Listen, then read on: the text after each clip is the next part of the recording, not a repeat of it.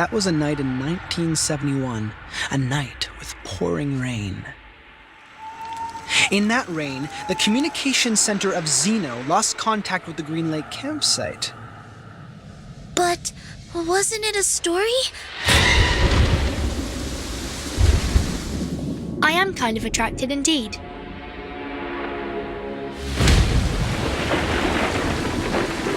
Staying here is really not a wise choice for you. It's our rights to stay here. You can't just expel us. Someone is passing messages to us through these notes. We have been with a butcher whose identity is unknown to all of us. Like the story of Xeno Youth Force. We are in real danger now.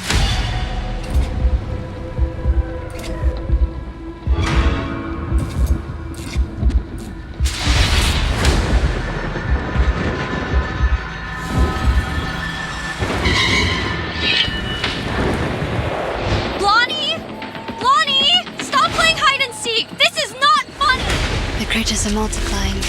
Things are getting worse.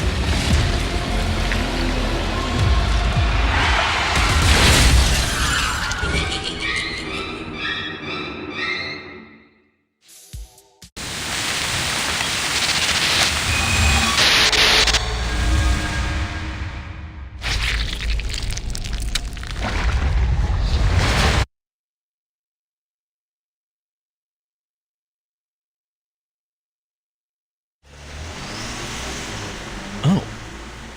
It seems this is the entrance.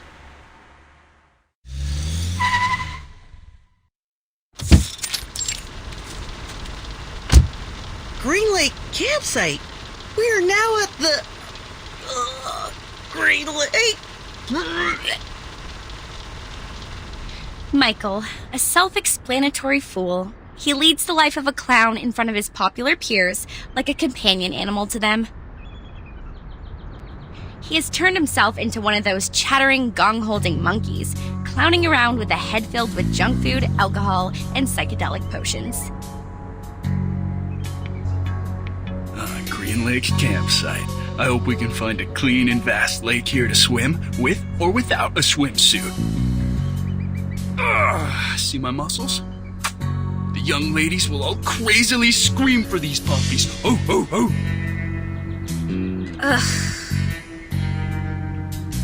Freddie, an athlete, captain of the school's rugby team, an ostentatious, self-centered, and annoying narcissist. He is in the prime of his life, a period which will be recalled repeatedly and eagerly decades later, like a drunk man obsessively licking the salt off the snacks. Damn, Freddie. For 1 second in your life, could you please stop thinking about taking your pants off? Jason, the young scholar. He is the teacher's favorite student. Straight A's, clever, reliable, and logical. He pays more respect to girls than most of the idiotic men do. His interest is reading those encyclopedias or looking into some strange science stuff. You can wipe your face with this, Michael. We will get to the camp soon. Anne, the virgin. There is a non-aggressive, harmless amount of gentleness and beauty in her that you don't get to see much of in this crazy time. She was born and raised in a faithful Christian family, along with other sisters. She attends the reading session held in her community every weekend. Lower your voices. Enough shouting. I'm still hungover, so don't mess with me and everybody will stay happy. Understand? Blondie. Reckless and dumb. A typical blondie. Always indulging herself in alcohol, beautiful clothes, and other vain pleasures. She was luckily born into a wealthy family and raised by doting parents. People call her sweetheart or honey. Nothing else. Now we are going to bonfire camping area, right? Where's our guide? Just to be clear, Uncle Eli lent us the place, but he did also mention it's a bit neglected, so you know what to expect. When we get there, clean up the house and leave the best bedroom to me. You can choose from the rest. Michael will be glad to help you, sweetie. Take Anne with you. A girl would know to attend to details. One day, she will pay for her doings. One day.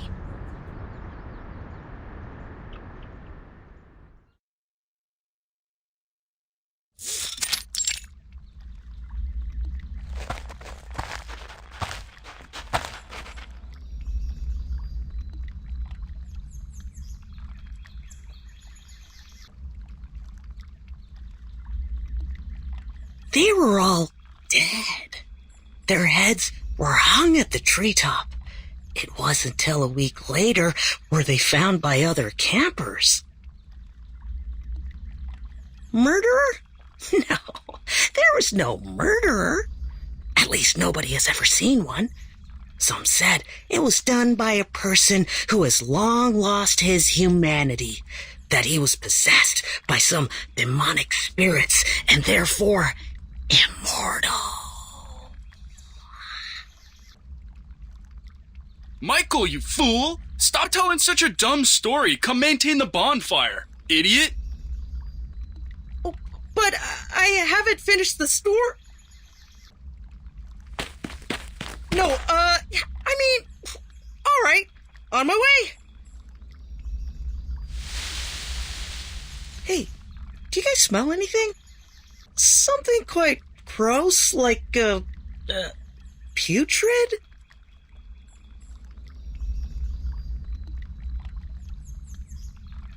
Oh, fuck! Holy... Oh gosh, I just saw it! It's viscera?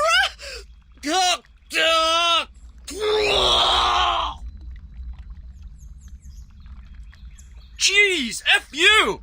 Don't throw up on me, Michael, you damn jerk! Ugh! Step back. This is a badger.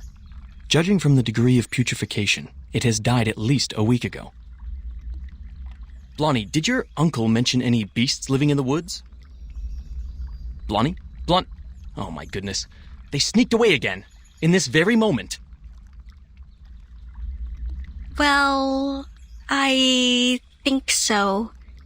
She left with Freddy when Michael started puking.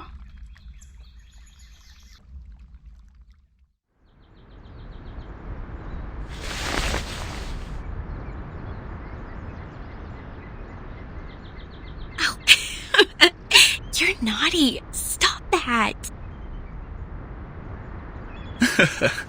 Yeah, I can push this further. You see, I will...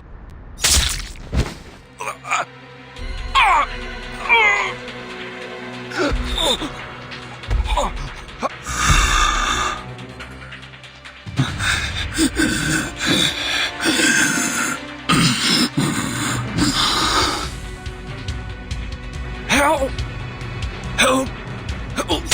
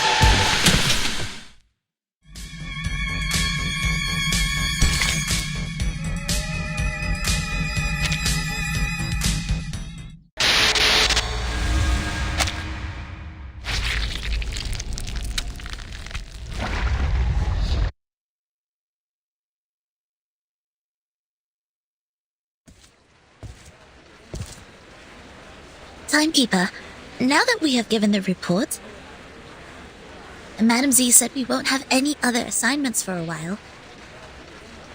It may be a little abrupt to ask, but I was wondering if you would like to take a heritage train ride with me.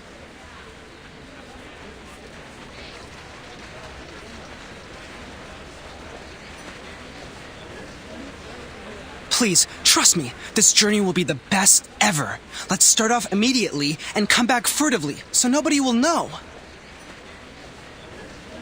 No, thank you. I'm not interested. Okay, fine. Oh, wait, Angie, do you want to travel? Let's start off immediately and come back furtively so nobody will know. I'm flattered you asked, but I'm leaving for assignment soon, so I'm not gonna make it. Really? That's a sad coincidence. I heard that you've worked so hard and have saved up so many unused leaves. You also have 2 days of outing permission.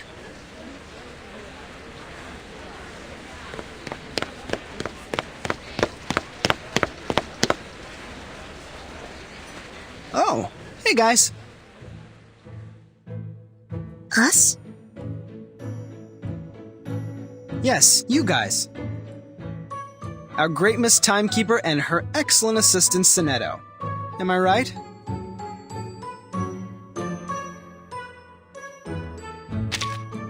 Then there might be 2 explanations. 1, I got the wrong person. 2, this is your sense of humor. Such a puzzle. Deducting by the logic, we might be drowning in the latter one. You just made a joke. I don't find it funny, but considering I have an odd sense of humor, I can politely laugh at your joke. Like this.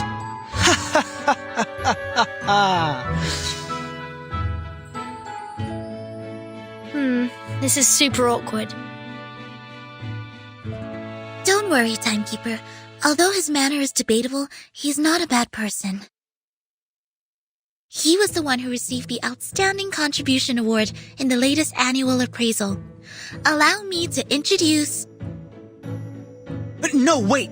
Don't use that name. Here with Timekeeper, just call me Horopedia, which I prefer. Okay, Mr. Horopedia. I've never heard of this nickname of yours. It's a long story. I can share with you at another time. Now, let's get down to business. Have you guys heard of the myth of the Green Lake campsite?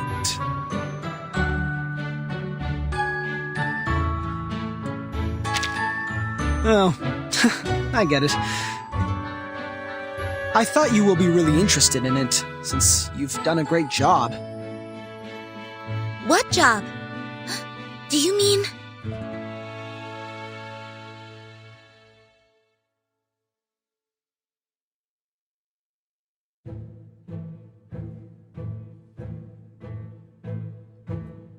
Helping me find the map. What do you think I'm talking about? It was well done. See? Here are 6 maps.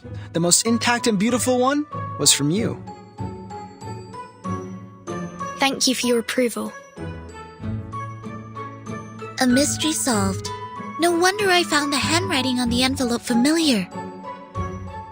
I did some research on Green Lake Campsite after piecing together the map. It was the map of one of the training bases of Xeno. They used to train their youth force there in the early 60s and deserted that base in the early 70s. It had been under use even before it was abandoned. It was more of a Boy Scout camping site than a military training base. Exactly, Miss Sonetto. But this is the outdated version of the story now. This is not your fault. You haven't been in the headquarters for a long time, so you must have missed out on some first-hand information. Now, about the Green Lake campsite, we have some updates.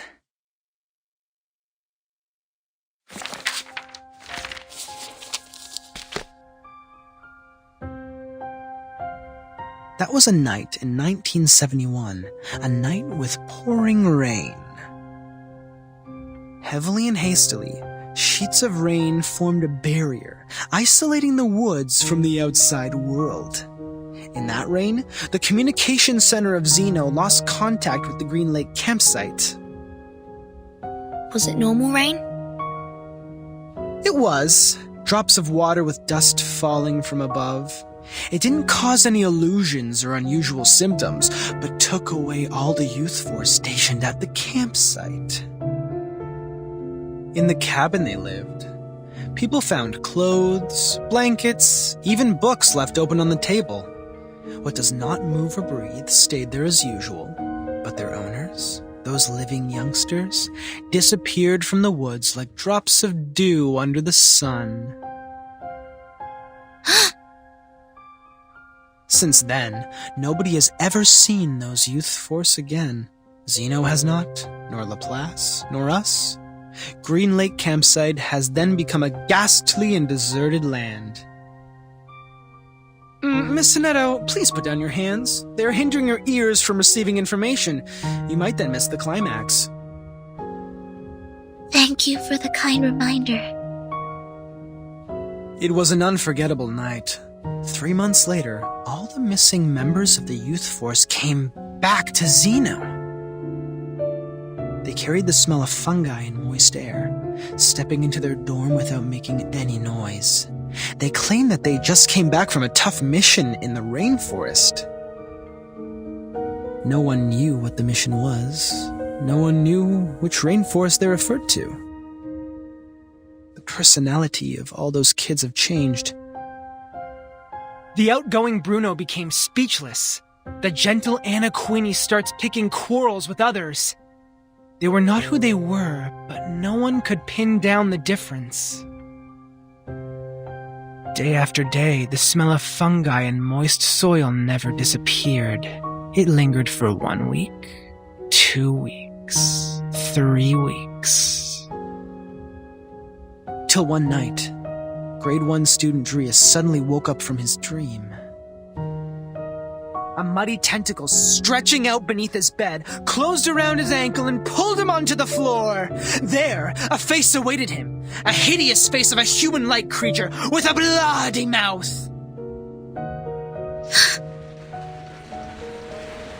Sonetto?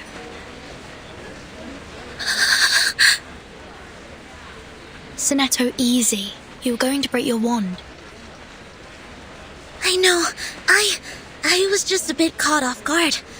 It has never come to my mind that such a bizarre event would take place within an official institution. Funny story, Mr. Horopedia. As an urban myth, however, the ending is way too clear and powerful. The element of drama ruins its authenticity. You're good at making stories. Next time you can be more meticulous. Huh? Zeno Armaments Academy. The best military talents training base at present. The members of Youth Force were relatively younger, with less combat experience and capability compared to those graduates. Still, they have received years of training as reserve soldiers. As we all know, Zeno would arm their youth force and the trainers with drill weapons for outings.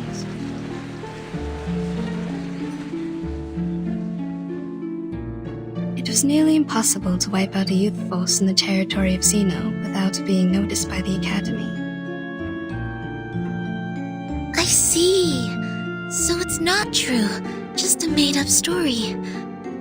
Miss Tooth Fairy, did you come back from the trip? I've rerouted my journey to a new destination. My companion suggested us to meet at the Foundation first, so I came back earlier. Anything wrong with the original destination? It's fine and safe, but now I have a better place to go. It's a place of myths and danger. There once lived many adolescents. With any luck, I will embrace a harvest of baby tea. No way. The place you're heading is... It's Green Lake Campsite. But wasn't it a story? A story made up by Mr. Horopedia? He made up part of it, such as the bloody hand underneath the bed and the midnight screaming. Except for those, the rest is exactly the same as I know. But, as you just said, in their own training base, It's almost impossible for the youth force to be... It proves that Green Lake Campsite is out of this world, a place worth visiting. You're 3 minutes and 15 seconds late, Miss Tooth Fairy. No worries. I didn't waste my time waiting. We need more people to join us. Angie and Adolf have turned me down, but Verdun and Sonetto haven't walked away yet. I am trying to win them over. I think I'm almost there. Now, they are really attracted by the Green Lake, so we are starting off soon. Attracted? Pardon me, Mr. Horrorpedia. We did not plan to go there, and we certainly do not feel any strong attraction to that place. Oh, really? But Verdun seems to be very attracted. Or am I mistaken about the look on her face? Timekeeper!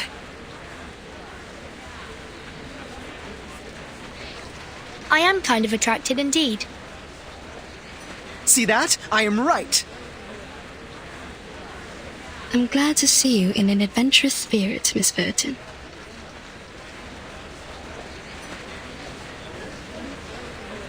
Great! Take your suitcase, pack your clothes, don't forget to bring 2 novels to kill time. Now, let's take the hands of our 2 new partners. Journey on!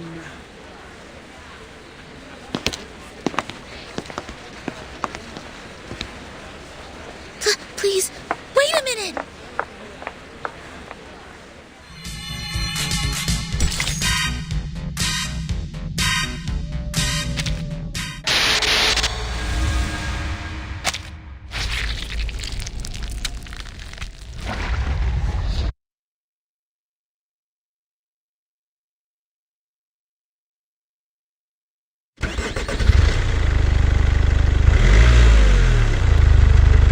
Thank you for the letter, Emily.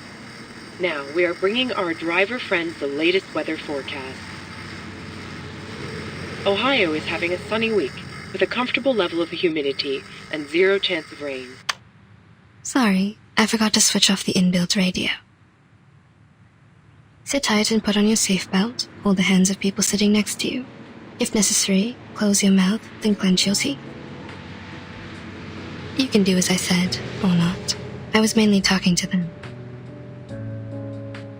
Yes, madam. Yes, Miss Tooth Fairy. Are those little winged elves still nagging you? I remember you were troubled by them as early as I was in school. They are still there. They have never left there. The good thing is that they can't distinguish lies. They spend every second of their life overhearing me and totally believe what I say. As long as they hear me say, cover your mouth and clench your teeth, they will never attack you. We all owe Mr. Campbell a big thank you for this. All of his teeth were stolen when he was with Miss Tooth Fairy. That's when humans finally realized how vindictive and vengeful those little things are. They stepped across the world for the cure. Eventually, they found a solution. Mr. Campbell? Who is this person, and what happened to him? He is my brother. I am also a Campbell, Miss Campbell, while he is a Mr. We shared a roof when we were little. I was cursed for eating a tooth fairy. It and its fellows swore to steal all my teeth. At first, they did it. I ate 9 fairies and lost 11 baby teeth. My parents soon found out. They ordered a special tooth brace for me, in case I lose all my baby teeth and become a horrific old lady. In their second attack, those tooth fairies failed to steal the teeth from Miss Campbell, so they rushed to Mr. Campbell. His teeth disappeared in a flash, and he never had one since then. People said it was the curse of the tooth fairy. Just like in books, the flying human-like critters are bigoted. Once gained, they will keep the love and hatred at heart forever. I'm so sorry, Miss Tooth Fairy. I shouldn't have asked. Don't worry, sweetie. My brother now has his own teeth. He lives a stable life. The past is in the past. And I don't really think he was cursed. I've never heard the Tooth Fairy swore at him. Neither have I found any mark on him that can be detected by Arcanum. Instead of being cursed, what he suffered is more likely to be a congenitally missing tooth, a term defined in human medical science. I know that case. I just never thought Mr. Campbell lost his because of this. None of my classmates or instructors ever doubted the authenticity of such a curse when they gossip of such things. SPDM is a community of a bunch of young arcanists and several instructors. For those kids, a curse is more common than a disease diagnosed by human medical science. As a result, they neglected what they can't comprehend and only learned the story from a one-sided perspective. Soon enough, rumors started to spread. But that was a curse. A trouble that you can't easily shake off once you were put under. People could hardly forget that. If Tooth Fairies could curse his sister, they could also curse him. Everything came naturally. That was it. Kids were ignorant for lack of knowledge, yet adults were ignorant for their cognitive inertia. In a story where truth and falsity are mingled together, it is hard to tell which is which. After all, life is not a show. You won't have a narrator to warn you of the dangers ahead. Go away! Leave here! Careful!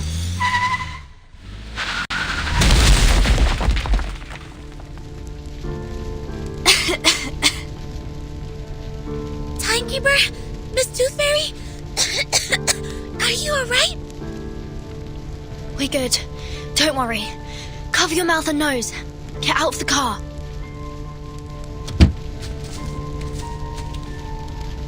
Is everyone okay? Did somebody get hurt? Timekeeper, you... Go away! Go! Go away! Get out of my woods!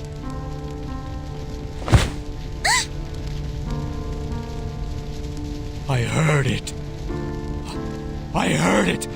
I've heard the gods' will.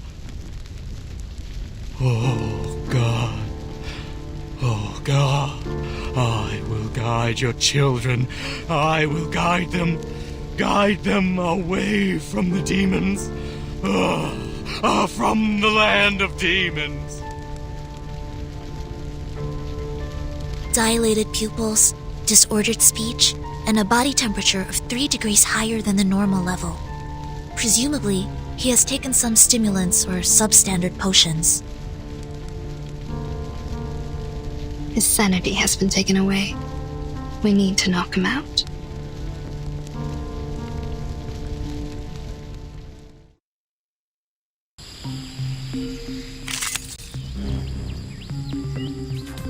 My child, here's something fun for you. He fainted out. Problem solved. But my car broke down. We have to walk there. No problem, Miss Tooth Fairy. I took the map with me before we got out. But there is smoke coming out of your car. Is it alright? Don't worry, Vertin. My brother bought an insurance. The brokers will soon contact him.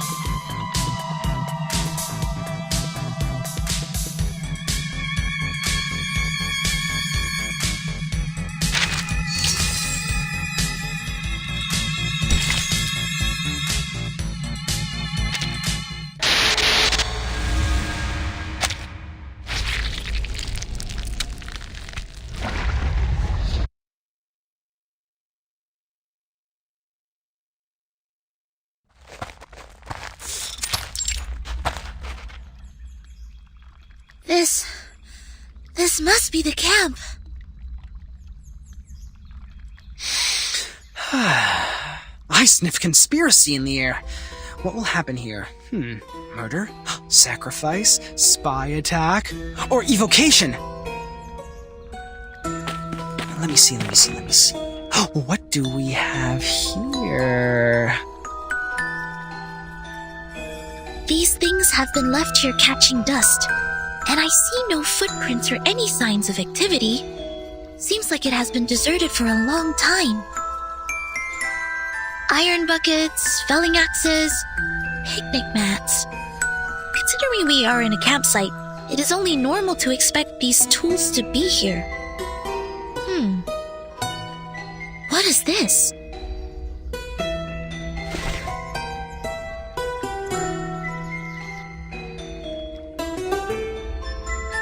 Anything? Have you found anything, Sonetto? Something is buried in the ground. Right here.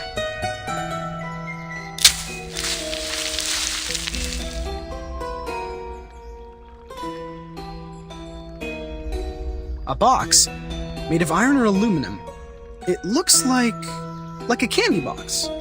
Judging from the rust, it has been buried here for 4 to 5 years.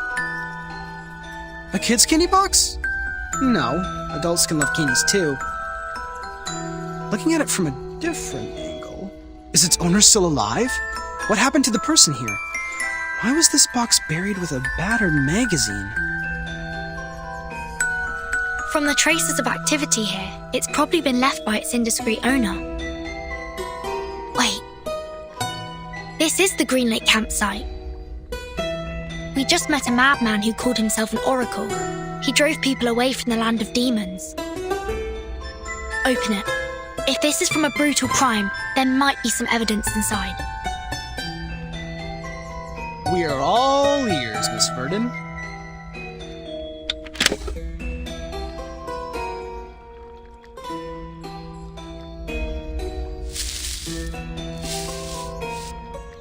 This is not a candy box. It is a pill box. Correction. It is an empty pill box. You're back, Miss Tooth Fairy. What did you find when you explored the campsite? Roughly the same as here. Near the woods, there's a place for firewood cutting. More traces left by critters can be found near the woods than here. I also found the teeth and claw marks of giant critter, as well as some excretion. That is to say, one gigantic critter inhabits here? If not more? Yes, that's why I came back here. Watch out for the critters. We may have stepped in their territory.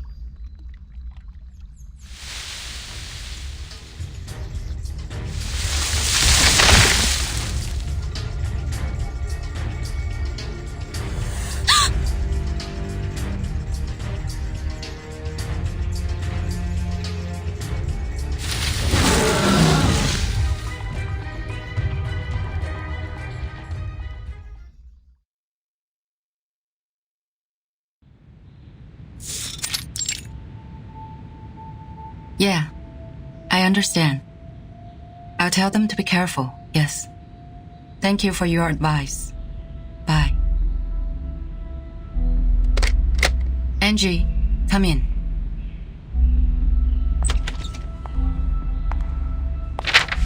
This is the file that the timekeeper submitted. It's about the storm. Please hand it to the research department. Affirmative. I will bring it to them. Next month, your squad will be dispatched to North America to join Xeno for a joint mission. The tactical unit under the Timekeeper will be replaced by the 3rd Squad.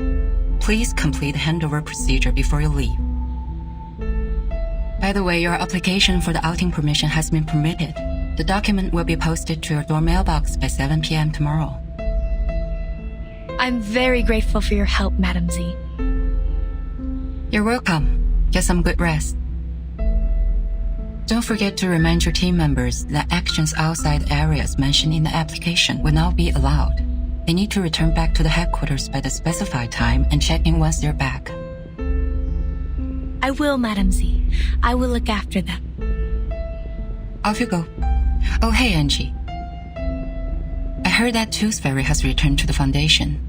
Please tell her to come by my office when she's available. Miss Tooth Fairy? I suppose she has gone by now. On my way here, I saw Joshua and Vertin were with her. They seem to be planning to travel. Joshua? To travel? No. Nope. I haven't received his outing application. Which means... He did have some past records of violation, such as being late, absent from duty, and taking actions without permission. His past records means that his outing application will not be permitted. He must be well aware of it. That's why he wasn't even bothered to apply for one. My, no wonder he always said, let's start off immediately and come back furtively so nobody will know. Don't be nervous. Our priority now is to get them back and minimize the possible consequences. Angie, do you know where they're going? He mentioned... I'm trying to recall. It's, Green Lake. They were heading to Green Lake campsite. Green Lake? You mean the Green Lake campsite established by Zeno? Yes, Madam Z. It's even worse now. I'm sorry, Angie. Please inform the 7th and 5th Squad to stand by. We'll head out at any time.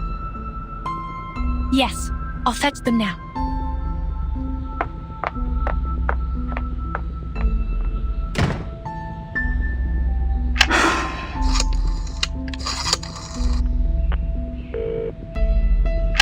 Hello? Is it the Liaison Department of Zeno Armaments Academy? I am Z. Please put me through Lieutenant Banya.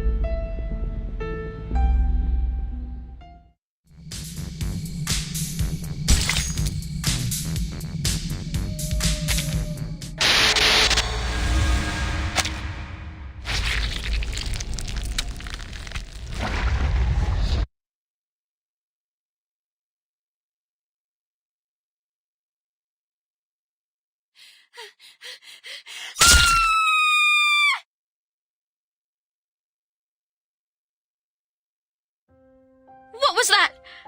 Did someone scream? My God, Jason, we have to check it out. I know they like to fool around, but we are here now.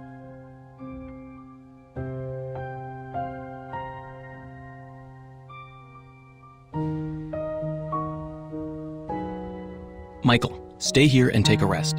Shh. Don't make any noise. All right. They will all be fine, huh?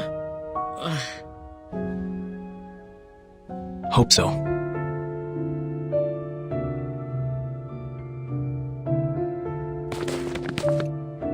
Blondie? Blondie? Stop playing hide and seek. This is not funny. Wait. Look over there.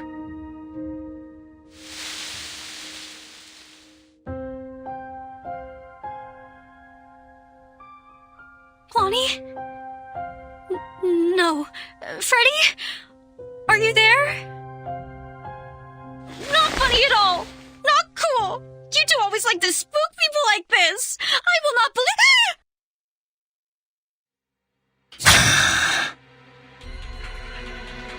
Anne, stay back!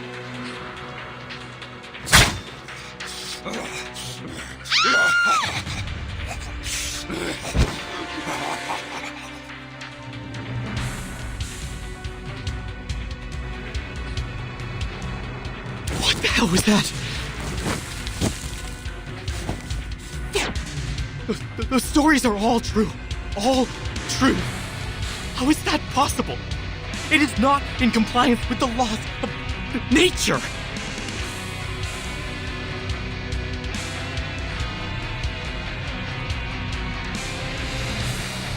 Oh no! No, this is not happening! Oh Lord!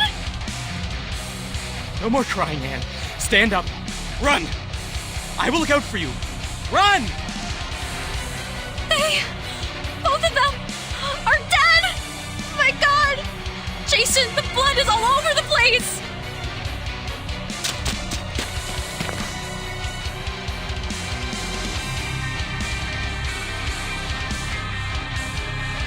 Don't think too much.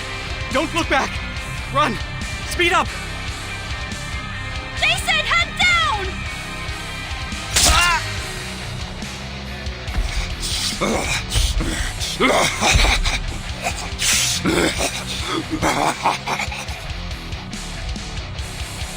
No! Don't! Evans! Jason!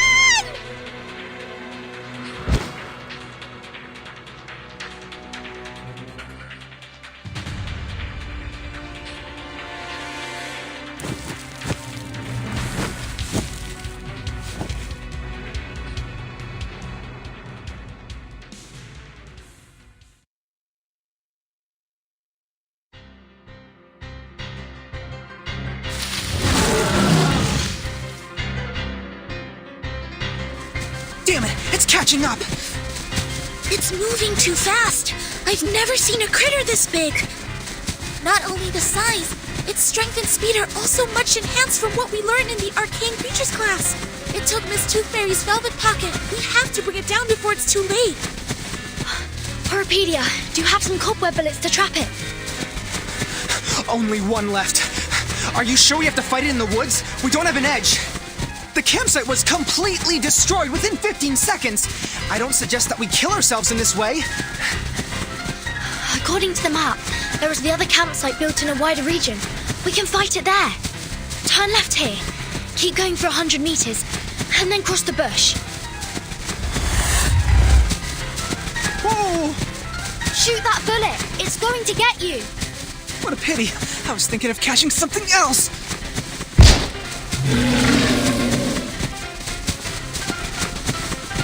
Excellent. It's trapped. The bush is right over there. Follow me. Let's speed up.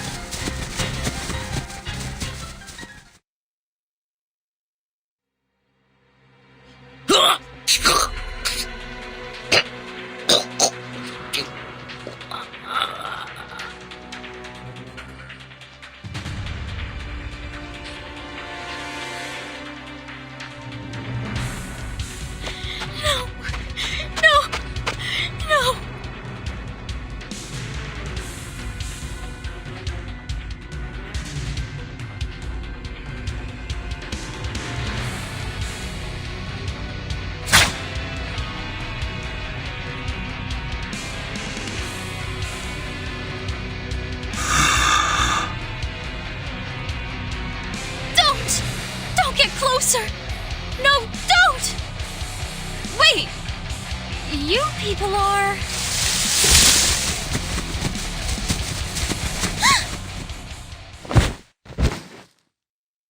My apologies. I didn't mean to intrude. My god, what has happened here?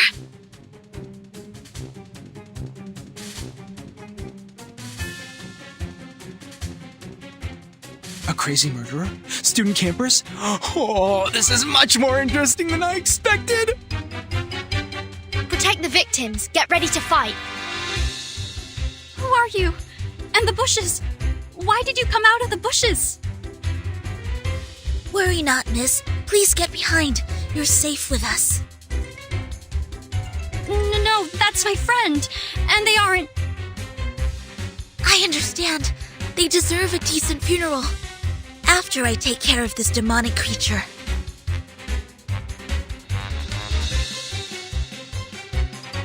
May the peace be with us. Sonetto, calm down. Oh no! Don't bury me! I don't want to die!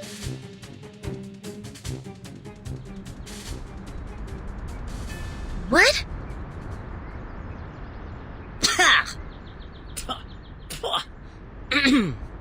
This taste of cherry syrup is killing me.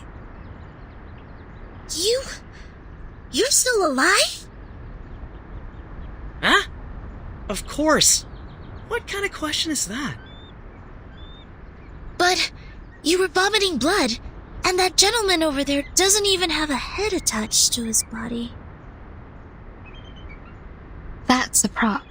It looks like a real one. Nicely done. You add bloody taste substitute into the cherry syrup, which makes it smell like the real blood.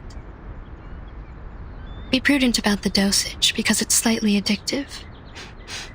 You've used too much. What on earth is happening? This is a theater, or a filming site. These young people are busy with their business, while we just interrupted them. I'm Anne. Are you two the actress Jennifer recruited? I'm afraid I don't know this Jennifer you are referring to. Ah, my bad. She sometimes goes by the name Blondie.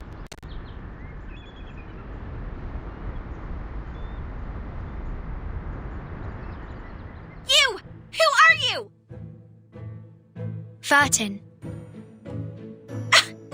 No, that's not what I'm asking! Huh? Are you asking me? I am Horopedia.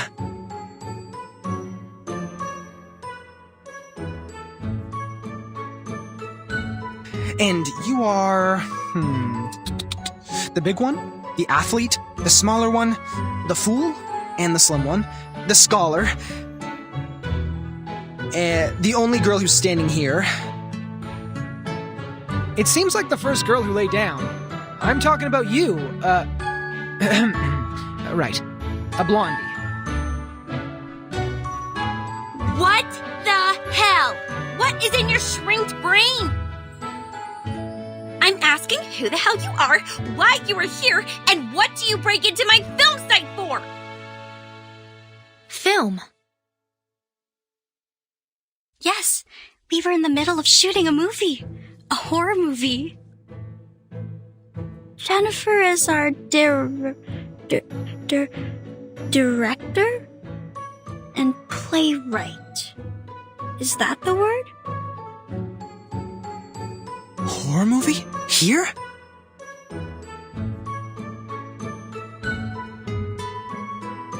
Where's your gear? What's the story? What's your business here? What? Aren't you confident enough? The gear is right here! In the script, too! Take a good look at it, smartass! Recorder CCD TR57? The latest version! A pretty one! It costs quite a lot and has many features. Optical camouflage outer shell, long standby time for operating independently, and hand gesture triggered flashlights and lighting adjustments. Wow! It's the first time to see a real one, other than those advertisements printed on magazines. What a coincidence! How do you use the flash? Hey! Wait! Take your hands off me!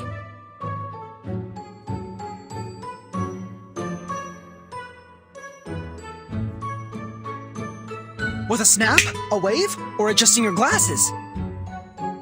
Or an applause? Let go of me! Ah ha ha ha! It's the applause! Now it's easier. Unbelievable! What the hell do you think you're doing? Piss off!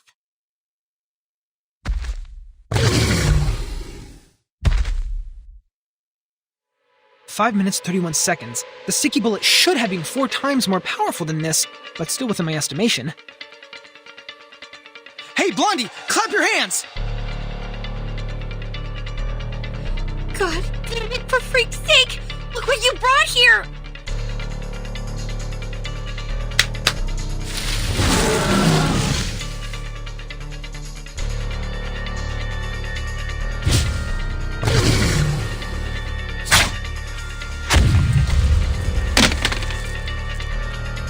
My camera! Good. Now it's time.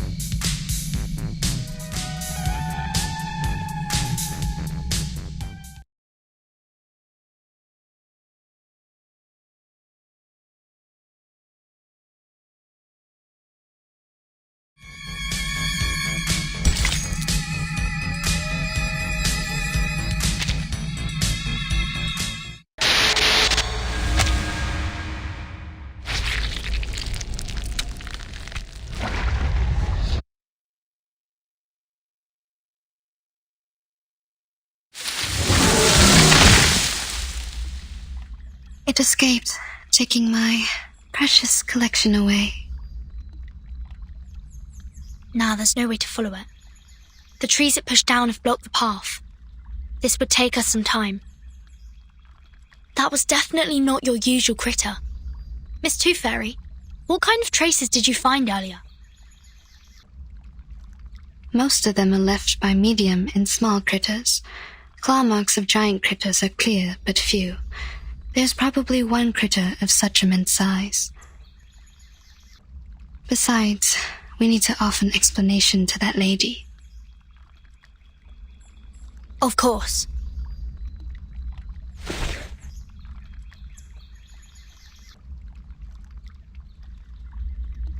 Why are you all staring at me? Do I have something on my face or my clothes?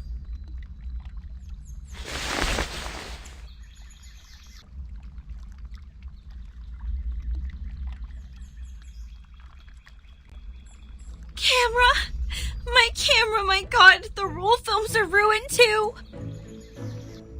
There, Jennifer. Perhaps I can try piecing it together and fix it for you. Would it help you to feel better? It's no use. Everything in it is gone. Every take I took. Yeah, like what Anne said, don't be sad. Thanks to your generosity, none of us were injured.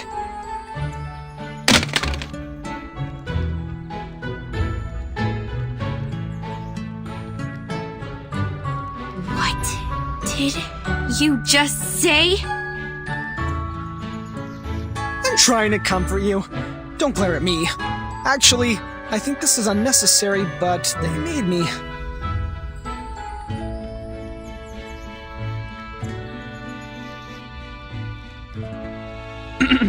See? Behind me. The girl with the hat and the girl in the white. Huh? Unnecessary? You think it's unnecessary? Do you have even the slightest idea of what you have destroyed?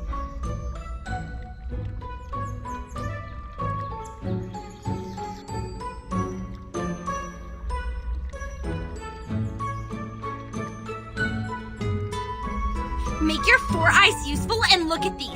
What do you think they are? All right, calm down. Let's be reasonable. If you were mad because of your movie, I am really sorry. But at that very moment, I thought our safety mattered the most. Also, I have good news for you. This recorder is meant for taking daily family videos. The clips taken by it aren't nearly enough to be called a movie. So, to some extent, I just prevented you from shooting a disastrous movie. If you are looking for any financial compensation, please talk to the girl with the hat. Come again? Who is going to make a disastrous movie? No! Don't change the subject! Movies? No, I'm not raging over some movies. I don't care about this shit at all. You think money can get you out of trouble? It doesn't even come close.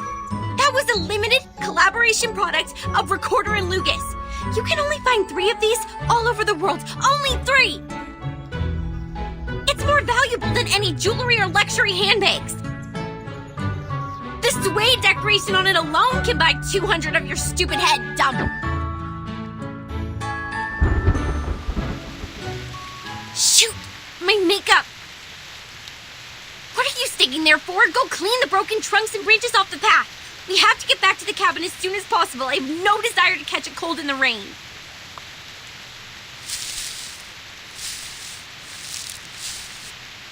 This is not a safe place for you. Get back to the town, find a hotel, and take a hot shower. My students and I will escort you to the main road at the edge of the woods and arrange a car for you. If any of you have symptoms like an itchy throat or rising temperature, please buy some Robitussin or a similar drug at the nearest pharmacy. Ugh! No, I'm not leaving. The movie is not finished. As long as you take care of that big monster, I can continue with my project to get that shit movie done. We don't have the camera. Camera, you dumb girl. You have no idea what we are doing here, so don't tell me what to do if the best you could do is handcraft some props. Staying here is really not a wise choice for you. It is very dangerous, and you can't protect yourselves. It's our right to stay here. You can't just expel us. You are, of course, entitled the right to stay, Miss Blonny. But I hope you could keep in mind that you and your friends are in grave danger. The Green Lake campsite is not a place for fun. You should stay with us for the sake of your safety. The rain is getting heavier. We might catch a cold. Let's clean up the road and head for the shelter.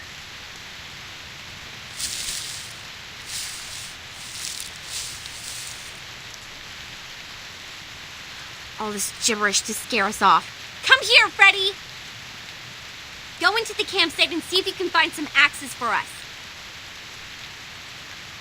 Kids, if you find any teeth, please pick them up and hand them to me. Hurry up, Freddy! I'm freezing!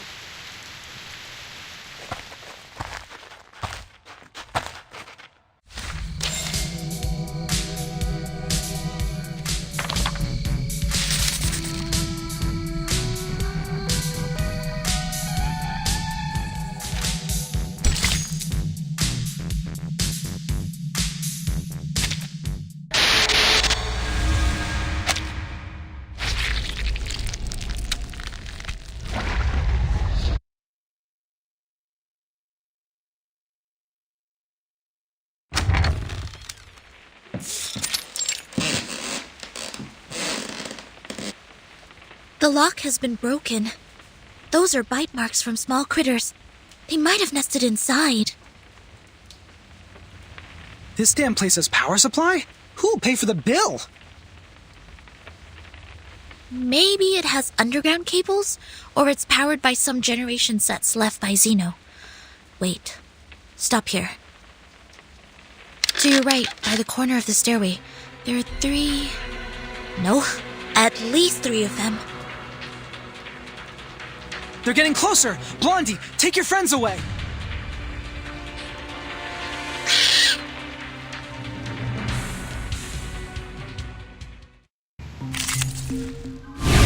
Fine, I'll give it a try.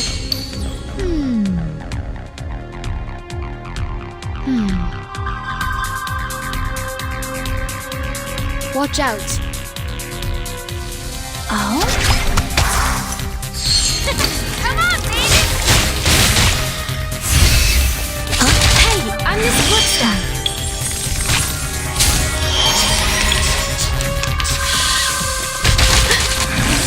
Hey, I'm the support staff.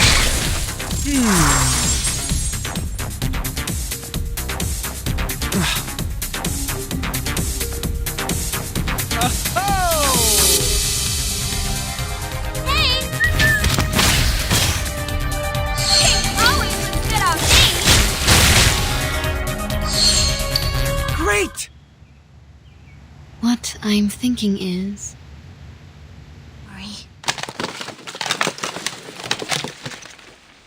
Strange. I remember I left it here. Where's the camera? Are you looking for something? Perhaps I can help. No one asks for your help. Go away.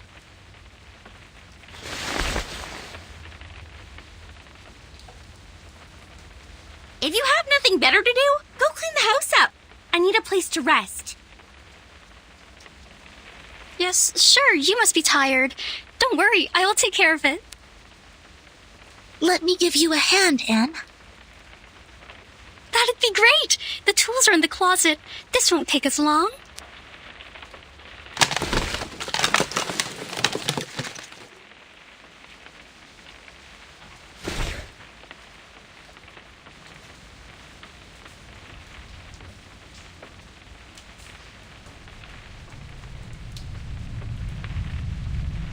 So, You guys are really the investigators from the St. Pavlov Foundation? What is St. Pavlov Foundation? No way! You've never heard about St. Pavlov Foundation? St. Pavlov Foundation is an official institution that takes in and organizes arcanists, and my friends and I work for them. We will try our best to keep everyone here safe.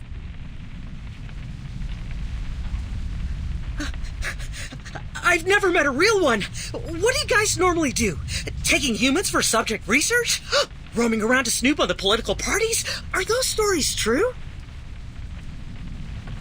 Human subject research? Political parties? Pardon me, I don't follow you. We will never do harm to any human. It's strictly stipulated. Save your bureaucratic rhetoric, little girl. I've read those books. I know you've done some dirty things. Tell me. Shut your face, Michael! I recruited you to play the fool, not asking you to really be one. Don't bring disgrace on us for going to Vine State College with you. You are all students from Vine State College? Yes. Faculty of Filmmaking. This fool here is a chemistry student. The big guy over there is an art student on English literature and poetry. It's one of my assignments to make a movie during the semester break. So I hired every useless meathead available and traveled all the way to this shoot just to shoot a stupid horror movie. Stupid horror movie? I thought you loved horror movies. Ew! Don't disgust me. Who would possibly have interest in the movies filled with characters in sweat and dust and presenting zero romance or any nice costumes? You mean you are not interested in horror movies, but determined to film one here?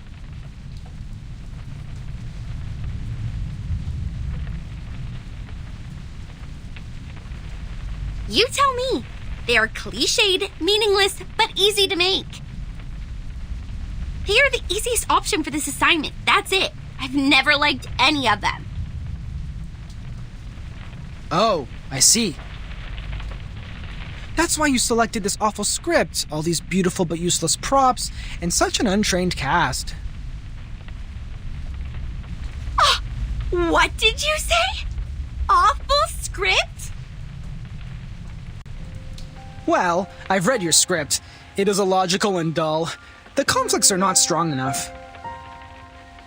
Or we can call it a classic, but in another word, it's stale. I really wonder, how did you get admitted to the filmmaking faculty?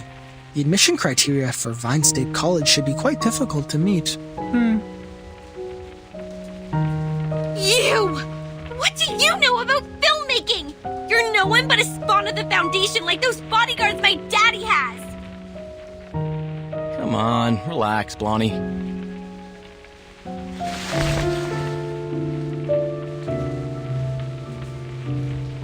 If your dad didn't sponsor the 2 library buildings, you would not be here studying filmmaking. And you look exactly like an arcanist when you get mad. Don't. It's not a good look. Say that again? Think you can take a punch from me? I'm not in a good mood today. I just lost a camera, so you can keep on pissing me off if life is being too good for you! Whoa, whoa, whoa. Normally you wouldn't be so mad over a little joke like this. Are you making a fuss now because your arcanist friends got your back? Jason, Jennifer's trying to finish a project. You shouldn't be mean to her. And Jennifer, please don't get into a fight with him. Isn't he your friend? I thought friends won't say hurtful words to each other. I don't understand. Is this the way people make friends in the outside world?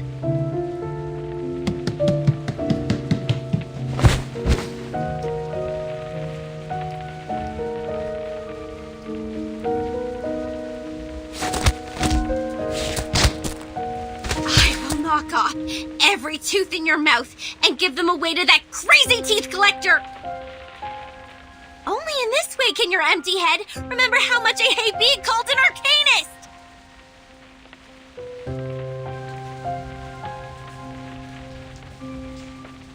But you are always an arcanist. Although you've tried every means to be a human, it won't change your identity.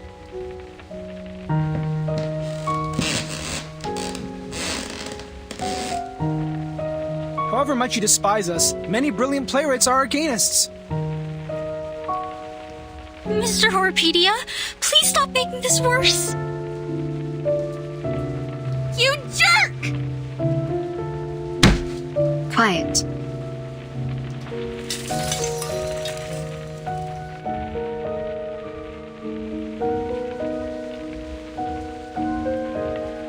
If you don't shut up now, I will shut you all up forever.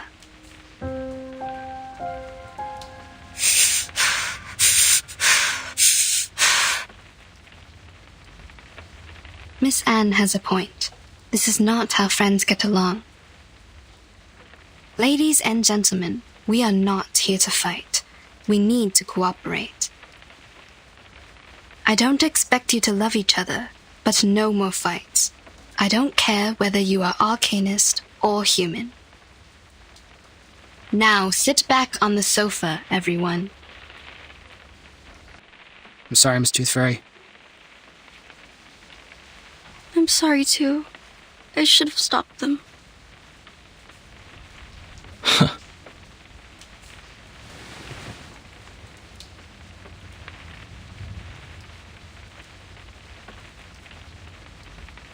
Blonnie, is Anne also recruited as an actress?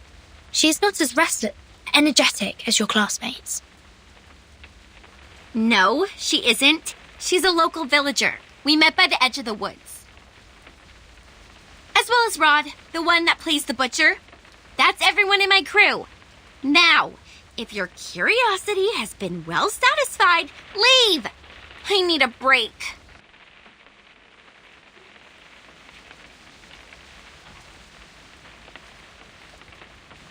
Sorry to interrupt you when you're not in a good mood. Actually, Rod didn't come here. He's hospitalized. Do you remember? He's not here? Then who played the butcher? Isn't he another actor you hired? Together with Anne in the town near the woods? No. I've never looked for any other actors. The only new actor I hired is Anne, because she looks almost like a twin to Anna, and Anna is absent because of her stomach flu. Oh, wait. Right. Anna is in hospital because of her stomach flu, which was a result of that toad bark stew she had with Rod. So, Rod was not in the car with us when we left. Holy Mother of God. That is... We've been with a butcher whose identity is unknown to all of us.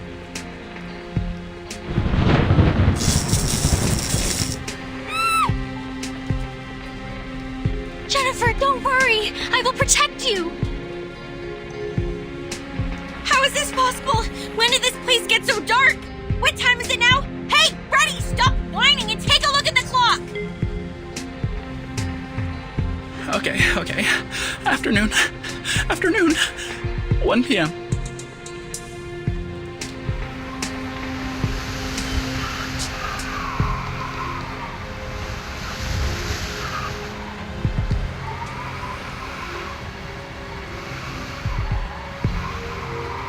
Is that No, that butcher is going to slaughter us. He is truly a cold-blooded murderer. Don't freak out, Freddy. A murderer is not someone you frequently meet. We're not shooting a horror movie. Actually, you are. A giant monster? A fake friend of yours? A sudden nightfall? Anything here not like a horror movie? Aren't you being paranoid enough? Do you want the situation to get messier? You, sit down.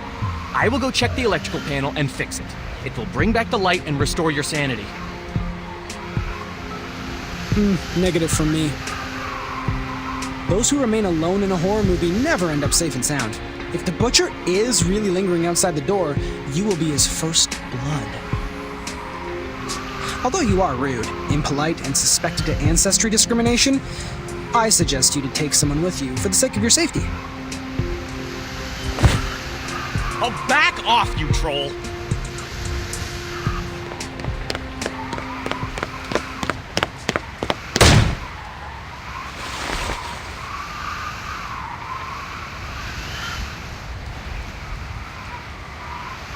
He really didn't do that on purpose, did he? What on purpose? He said and did all the things you shouldn't be doing. We are in a horror movie. His actions are like taking some sleeping pills, putting the noose around his neck, and shooting himself in the head.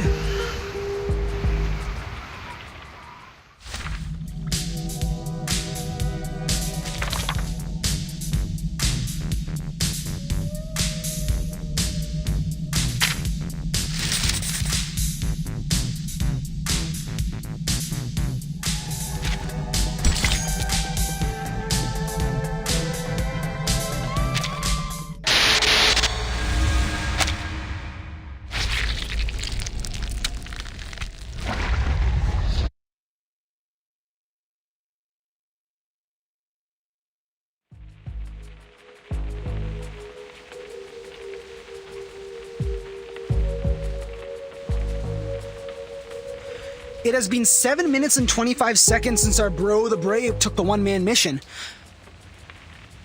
I have never fixed a panel before. Can anyone tell me if it's normal to take this long? From my experience in human society, it is not too long.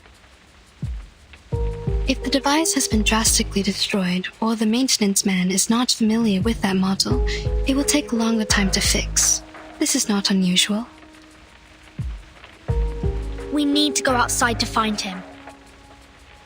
We are not in the human society. Aside from the butcher, he might confront some other troubles.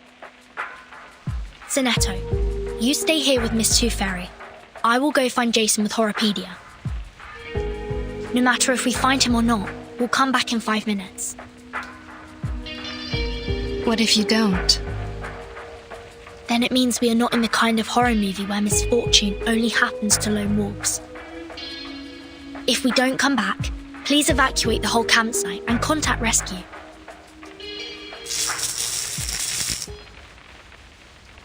Jason? Yeah, it's Jason! He fixed the lights!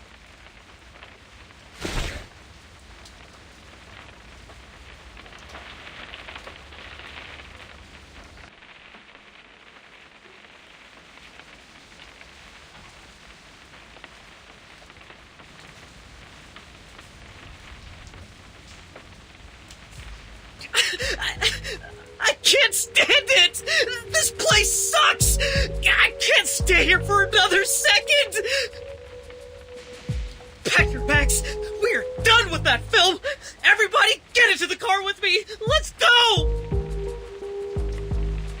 Relax, man. Firstly, Lone Wolf disappears. Next, it will be the people who failed to escape. Now we must stick together. At least the rain was the origin of all these weird things. You shouldn't have walked into it. I remember the weather forecast said there won't be any rain in this area today. Like the story of Xeno Youth Force. We are in real danger now. Xeno? Xeno Armaments Engineering and Technology Academy? You know it? Are there anecdotes about Xeno in the town as well? They used to live here, in this cabin. Enough! Stop! And stay away from those weirdos! We're leaving! Michael, you should listen to Ferdinand and her friends and stay...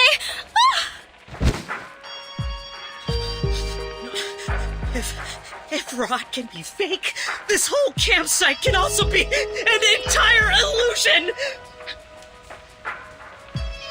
You guys look normal, just like any ordinary people whom we would possibly run into in a place like this.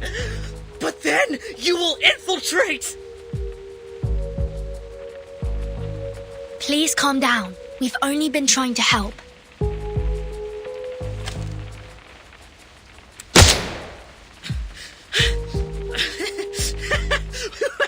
I won't be deceived anymore! I will shoot you! Stay away from me!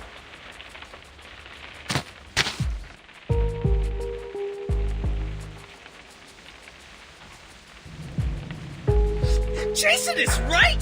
Arcanists are all insane! I won't let you get into my car! You guys stay here and wait for the butcher to get you!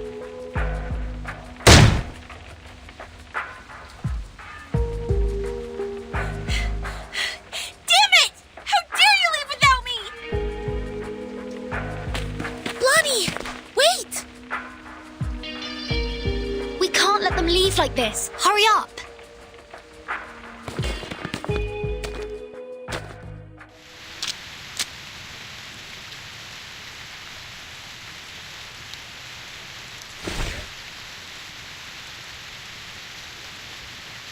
This is not good. It's too dark out here. Hardly visible. Michael must have driven out of here. But how did Blondie disappear in the blink of an eye? To the south, the skid marks and footprints all point to the south. There are the claw marks of the critter.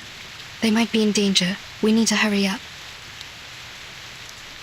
Over here! I found her!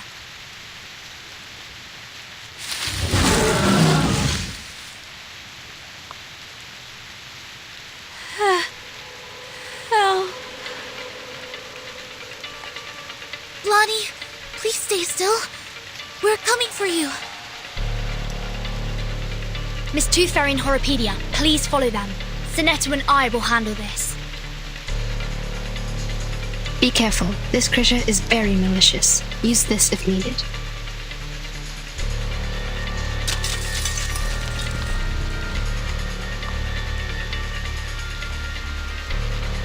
The rain has healed its wounds. It's getting stronger and harder to deal with. May the peace be with us.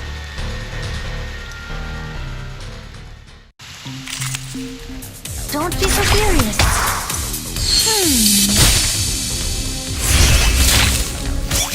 He always looks good on me!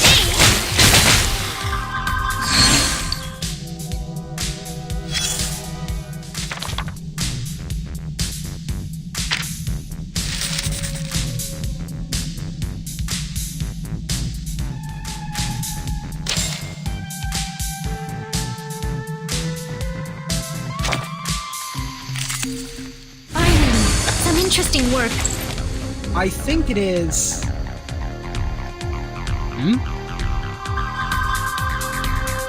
Watch out.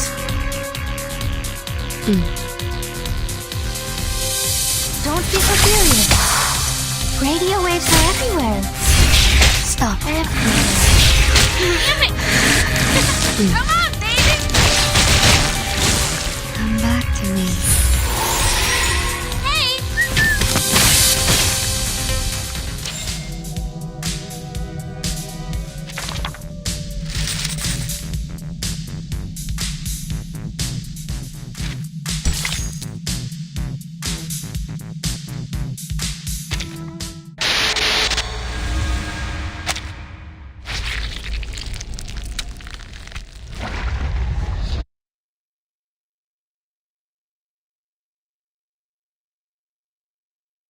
Oh.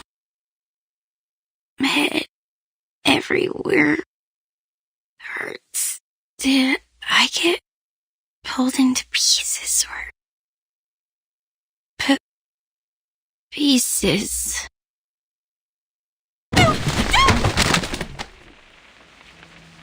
Lonnie, you're awake. I have just given you first aid for the wounds. For now, we will have to wait for Miss Tooth Fairy to administrate a thorough treatment when she comes back. Don't worry, she's very professional and skillful. You won't feel any pain in the process.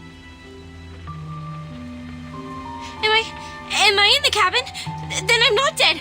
Good, I'm not dead. You are safe. The critter is gone. Don't worry. Follow me. Take a deep breath. Hold my hand. Another deep breath.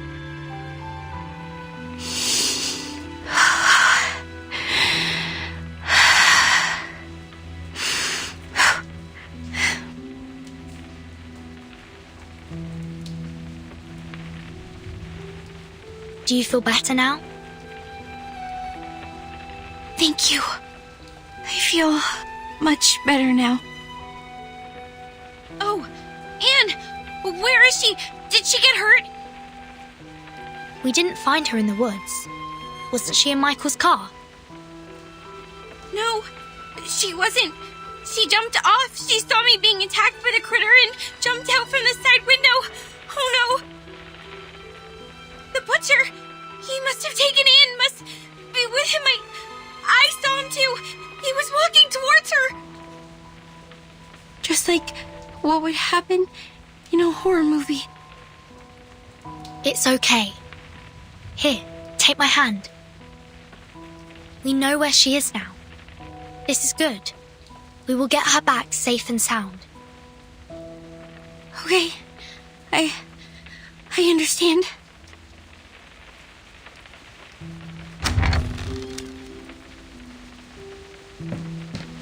Miss Tooth Fairy, you're back. Where is Michael? They have gone.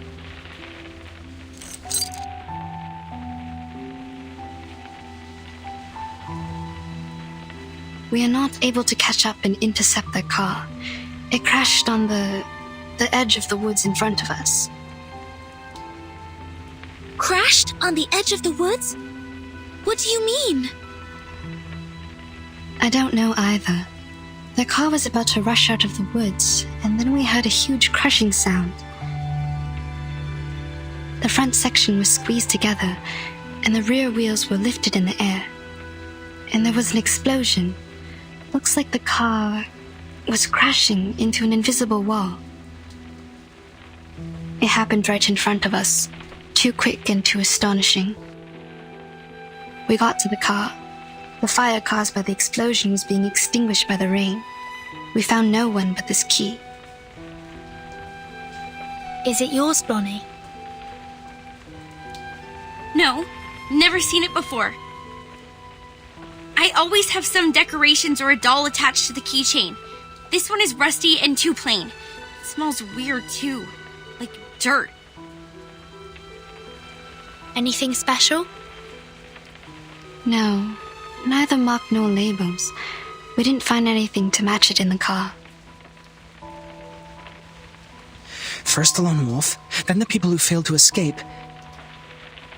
Things are getting too complicated, but there's one thing that I am certain of. We are now caught in a dangerously and classically plotted horror movie.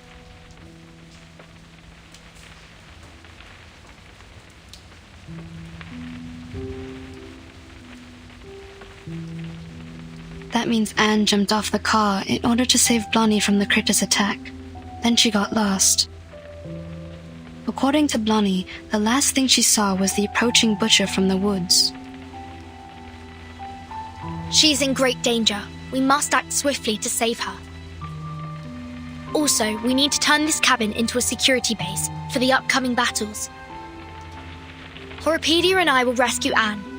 He's a horror movie expert, and it will be of great help. In the meantime, you and Sonetto stay here to take care of Blonnie and to secure this room. I will take good care of her.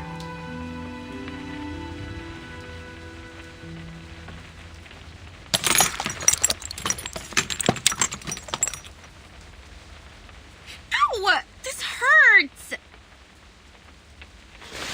Please bear with me for a minute. The wounds caused by critters are prone to tetanus. I need to thoroughly sterilize them. How about some painkillers? Give me some! I'm very sorry. I don't have any with me. Didn't you say her treatment wouldn't be painful? I'm terribly sorry for what you're going through, but this is not the typical kind of treatment that we used to receive from her. How did she do it then? She would...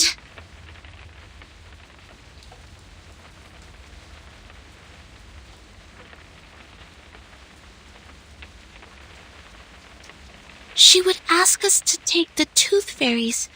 That is, those golden elves in the glass jar. They're effective in treating toothache and other oral diseases, but also can be used to reduce inflammation, stimulates wound healing, and relieve headaches. You mean to eat this? Yes. And it actually tastes pretty nice, like mint and flavored dried plum. It just looks a bit unconventional. You would go as far as to eat this shit? Please, stretch your legs. I need to sterilize the inner thighs.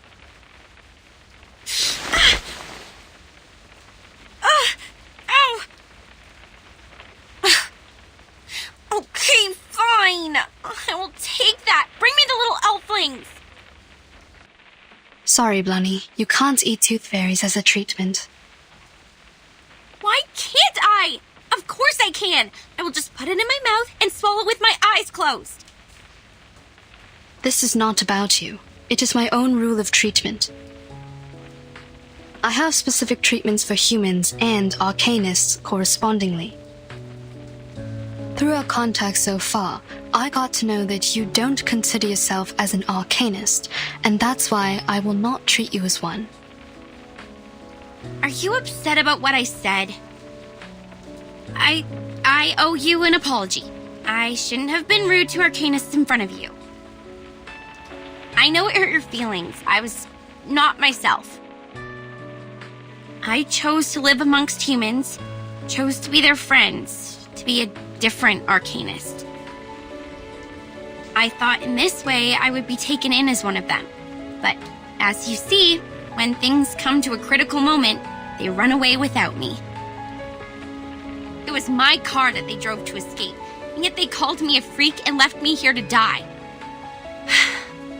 Funny, isn't it? Sad story. I feel sorry for you. But still, you can't take the tooth fairies. Is this a punishment for what I have done? I can't feed you the tooth fairies only because you still think you are a human. You don't recognize the behavior of your human classmates, but still want to be on their side and be one of them. Okay. The wounds are packed. Already? I didn't feel a thing. I've applied carbuncle growth promoter. It will paralyze, sedate, and accelerate your cell regeneration. Your wounds will close up in 30 minutes. Isn't that a medicine for arcanists? It is a prescription approved by the medicine examination supervised by Campbell. In this case, it doesn't violate my rule. You could have applied this earlier and spared me the pain. I don't rely on painkillers. I am an excellent doctor. Minimizing patients' pain is of course my forte. When kids can't suppress their pain, I normally sing for them to ease their pain. You didn't sing for me. Was it because you didn't want to? Maybe. I confess, what you did and said at first was really annoying. Arcanists and humans always act as if they were of one merged entity, but we all know how lines have been drawn between their own people and the others. You grew up among humans, and you learned to look away from the truth as they did. Oh, But you do react better to the medicine for arcanists. Your blood is bringing you a good outcome. Look. In another half an hour, your wounds will be fully recovered. By then, you will be able to jump and run freely, as if you were never hurt. However you feel about your ancestry, it is helping you out. My wounds. A good outcome.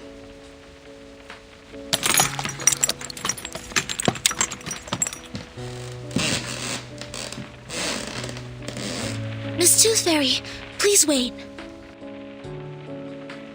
If what Mr. Horopedia has said is true, it's dangerous for us to split up. The three of us should stay together. It will take another 25 minutes for her legs to fully recover. If the situation were to develop based on the rules of horror movies, at this stage, I am safe. Don't worry about me. I see. Have you also done a lot of research about this genre? Not a lot. I just browsed the secret notebook left by Horopedia in the infirmary. I covered him from the instructors to keep his notebook. Since then, we became friends. Keep things from the instructors? Did you do this a lot? Not really. The rules were extremely strict. Except for Horopedia, I only had Vertin as a frequent guest. She pretended that she got a stomachache, lying in bed for half a class. She took many toffees when she left. Timekeeper faked her illness? Ah, and that also explains her toffees. You didn't know that? It seems I need to apologize to Vertin for letting out her secret. But thank goodness you are on her side now. Our negligence didn't cause much damage.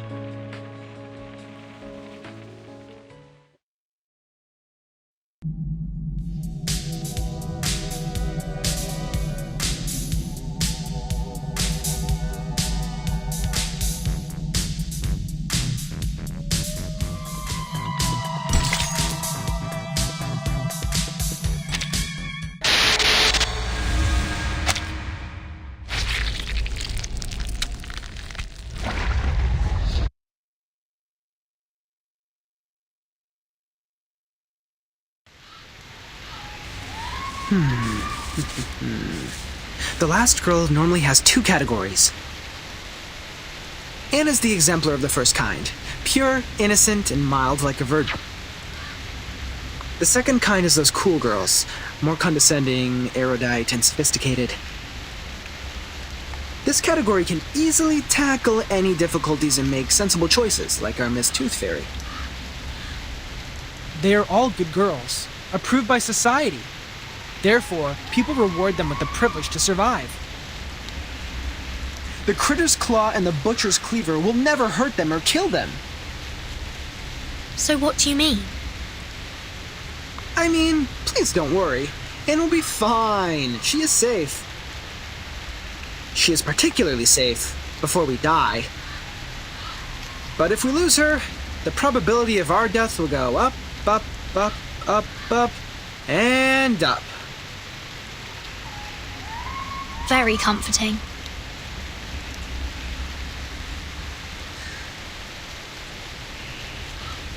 Wait, the carcass of the giant critter is missing. Maybe it's not totally dead and has crawled back to its den? It was dead. I've checked and there was no way it could survive. Here in the mud, it's the fur... Oh, also, what's this?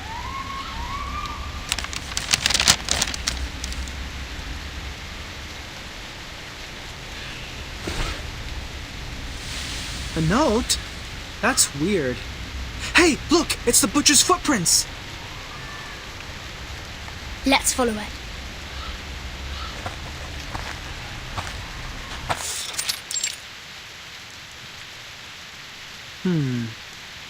The footprints disappear, The soil here is less moisturized than the outside, so the footprints are barely left. This smell. I think I've smelt this before. The key. This is the smell of the key. The moss here is definitely special. We need to take some samples back from this tooth fairy. Burton? Is that you? It's Anne's voice. She must be here. Anne, can you hear me? I'm here! I'm like below you! Below?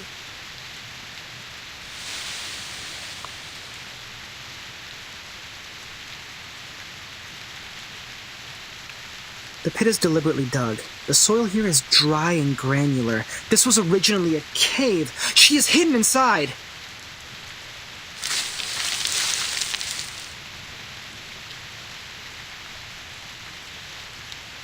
I see you.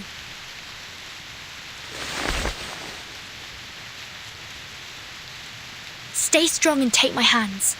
I will pull you out.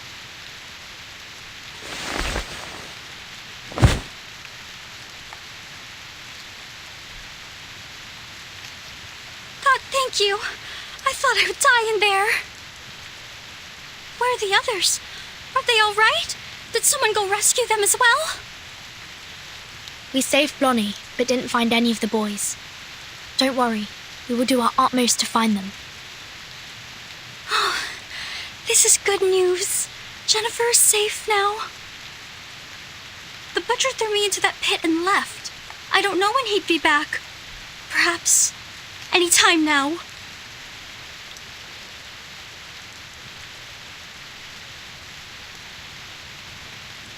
Burton, we have to get out of here now.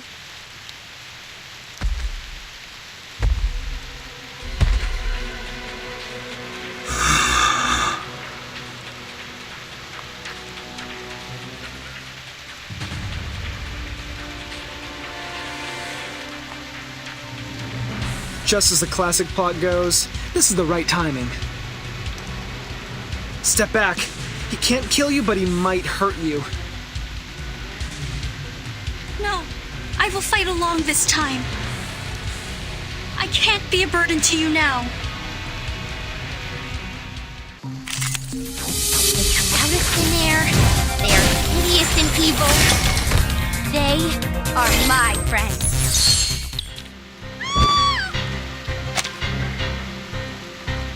Run! Run away from him!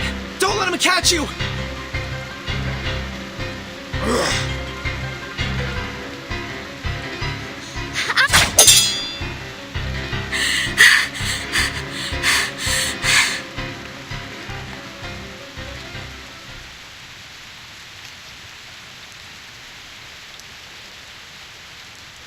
That is...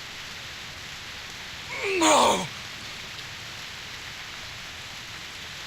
No, I won't allow it!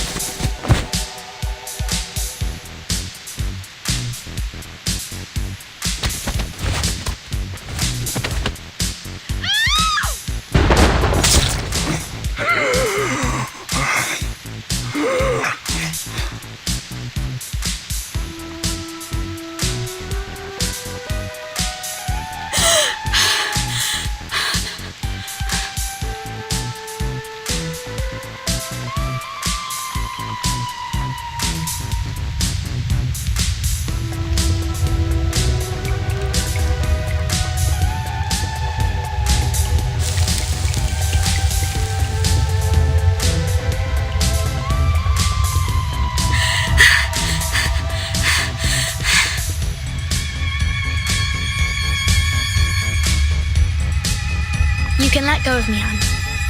It's over. He disappeared.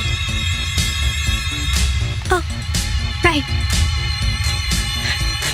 I know. Yeah, you defeated him. Like a marvelous miracle. Wow. A miracle. The Braveheart miserable death of the crazy criminal killed by his own weapon. This is the last girl.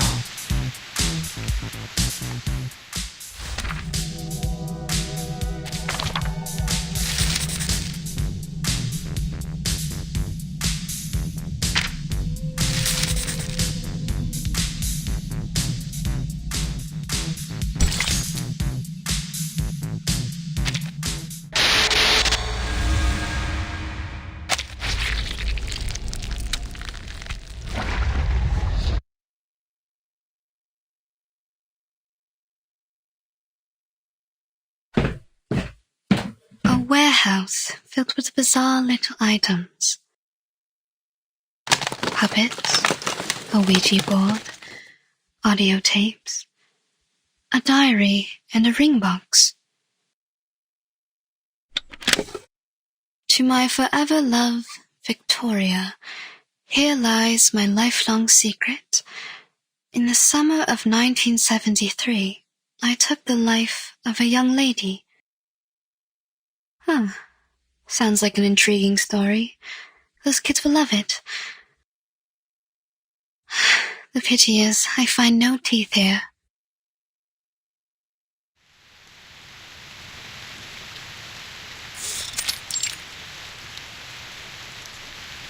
Good. That'd make another trap. The cabin is more safely secured now. Now, take these boards to the east side of the house. We need to have that direction covered as well. Damn it! What are you? Did you really draw this amount of strength and energy from this thin body? This is nothing compared to the training I received in the Foundation. Blondie, it is okay to rest on the chair over there if you're feeling fatigued. Leave this to me.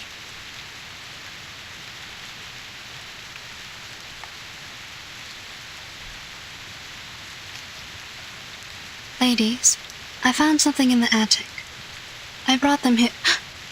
Vertin? Timekeeper! It's Anne! She's safe! Good.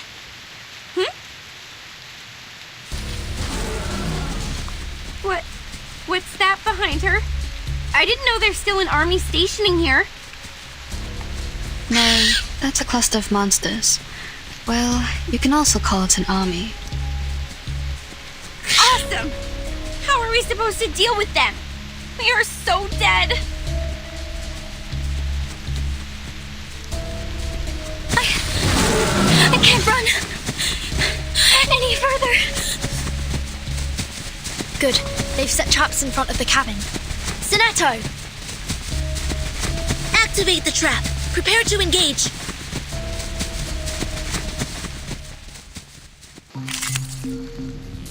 Agents have guns. It's called common sense.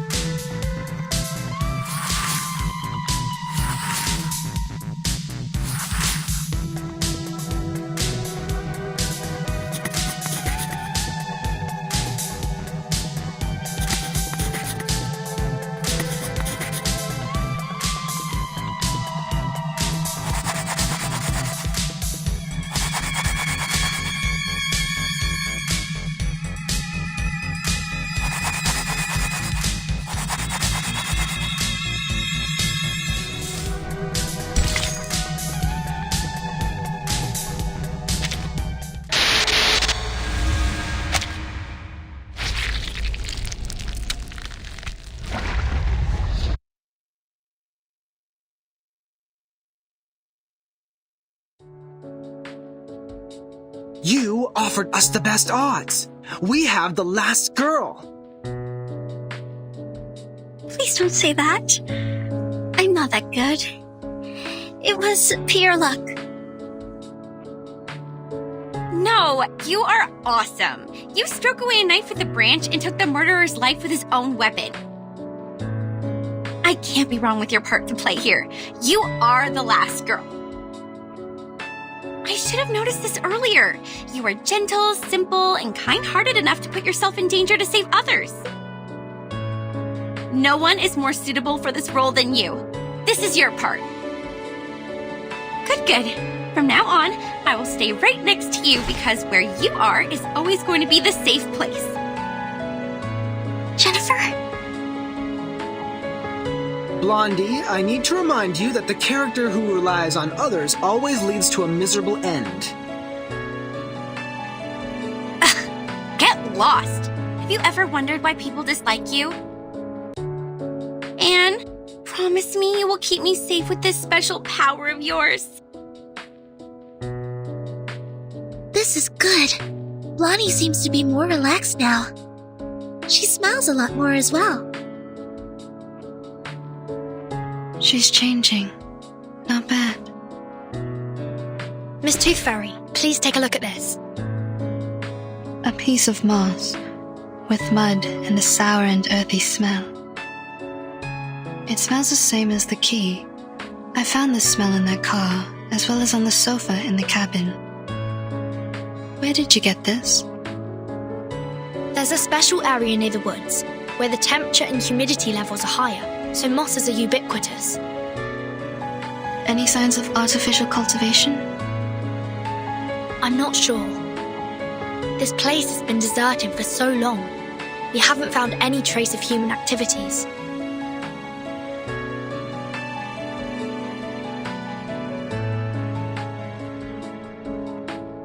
This is a potion. Like most moss-made potions, it paralyzes the central neural system of humans. The subject will become impulsive, confused, and mad. They permeated the whole campsite with the rain, taking away the sanity from Jason, Freddy, and Michael, like what would happen in a horror movie. No surprise. Ordinary people would never behave as foolish as the main characters in a horror movie. It's said that a similar smell was also found on the Xeno Youth Force. Were they controlled by the moss here? Yes, the changes of personality can be one of the effects of the moss. So the moss not only affects humans, it also works on arcanists. What about us? Why haven't we been affected? Time. It takes time. Humans perceive the world through the use of reason. They are the creature of logic and senses. However, they soon lose their sanity when they meet insanity. Arcanists are not the same. We were born with chaotic, mixed emotions. Our innate sensitivity to feelings and potion resistance are stronger. The Xeno Youth Force stayed here for an adequately long period to be contaminated. It will also affect us when the time comes. Perhaps we have lost our minds without realizing it.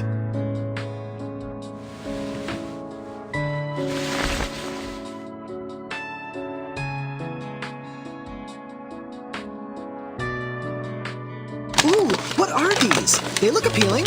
Why hasn't anyone told me about them? I found them in the attic. These tiny and exquisite items have a lot to dig into.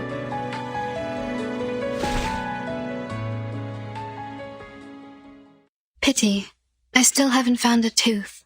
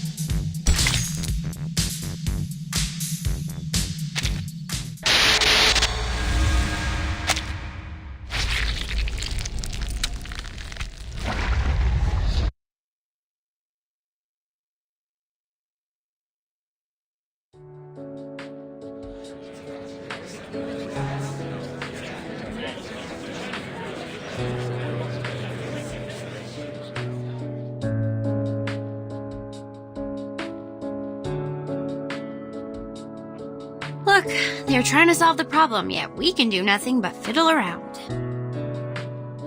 Maybe I should have worked harder in college, so that I can at least understand a thing or two from the conversations.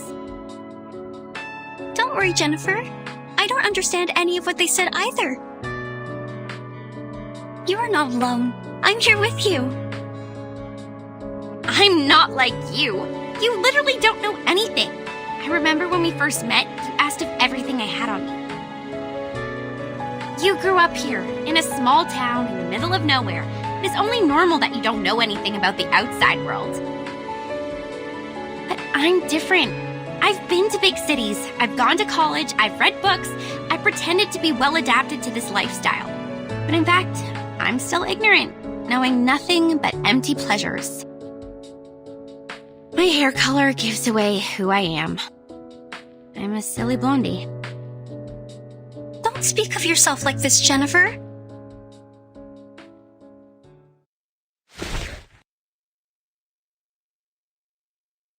You're not silly.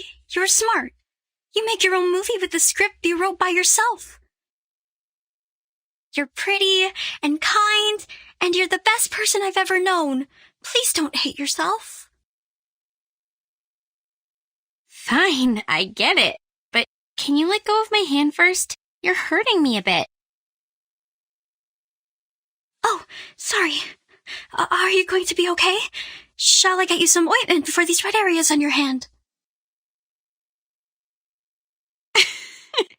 You're funny. I'm not some glass doll that breaks for being held too tightly. I can barely breathe.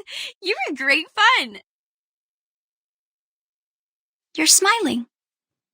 Did I make you happy? This is good. Don't you find me weird? My attitude changes so rapidly. I've been mean to you for a long time, and all of a sudden I start to follow you around and try to use you to survive from this. Weird? What's so bad about that? Even if you're weird, it's a good kind of weird. I like you. Staying by my side. Even if I'm a benefit-driven fence-sitter who immediately embraced Arcanist after being ditched by my human friends? Jason and Michael shouldn't hate you if they knew you better.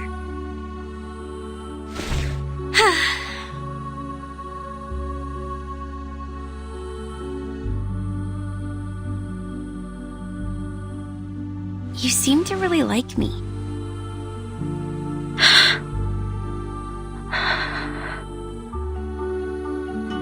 You would jump off the car to rescue me.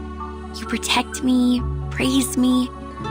You would even be happy because I was happy. Because I've never seen anyone as pretty as you are. You're special. You're different to the rest of us. Oh, stop. I'll not be embarrassed for these nice things you said about me. I've heard enough of them throughout my entire life. Listen, I'm very sorry for mistreating you, and I'm grateful that you came to save me.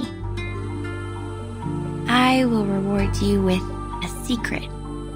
My secret. Do you want to hear it? Absolutely.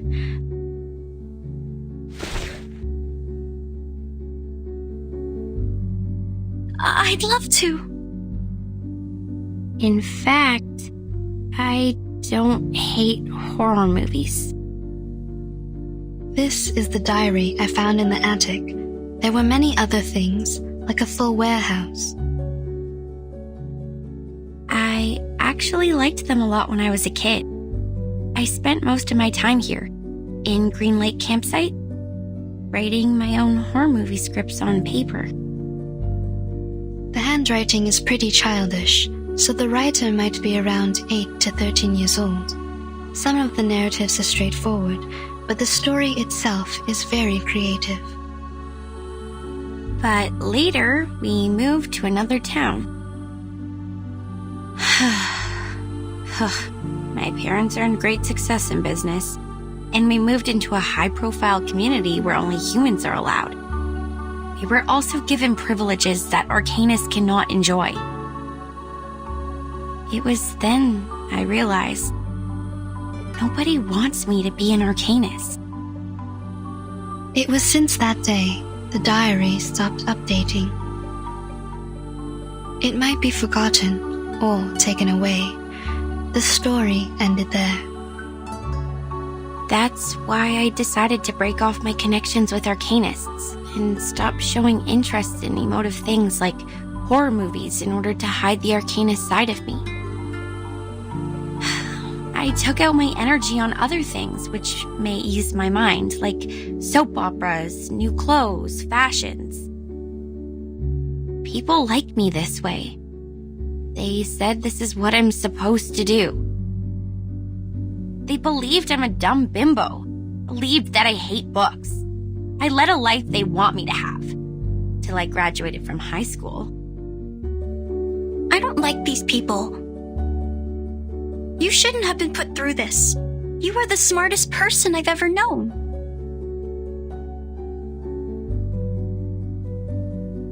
If one day I run into them, I will pull their noses and mouths off. Like this. A wonderful idea. I wish I was as creative as you are.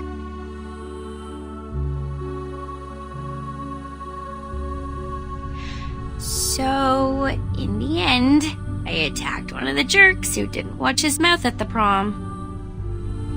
I slapped him in the face and smashed 4 sandwiches and a salad on his head.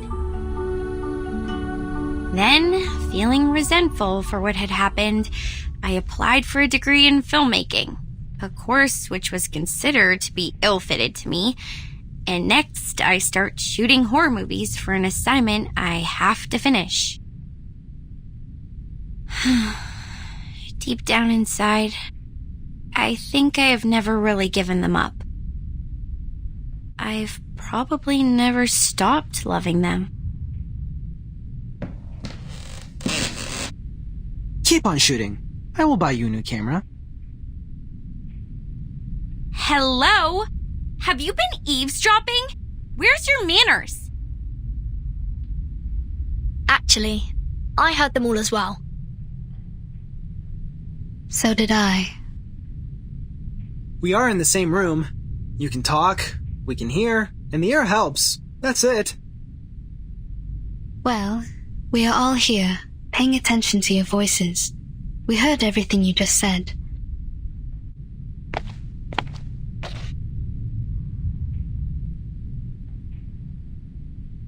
I think this is yours.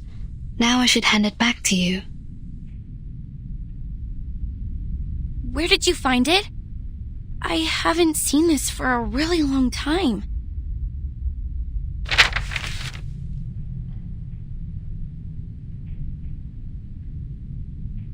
I used to do some Arcanist tricks with it, but I have lost control over my power since I threw it into the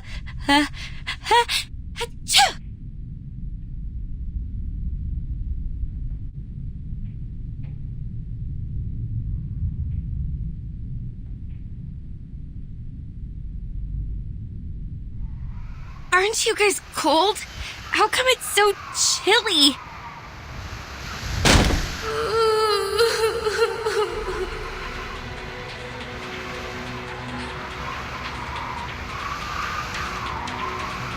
That ring. Wasn't it on my finger a minute ago? Watch out. Something is approaching.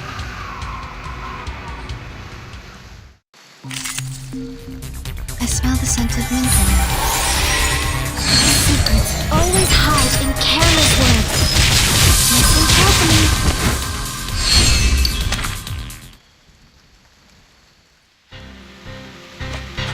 How many more dead men were buried here? I've had enough. Can't we just get rid of that dead woman?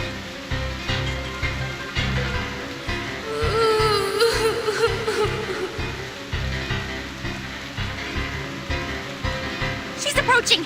This is a good chance.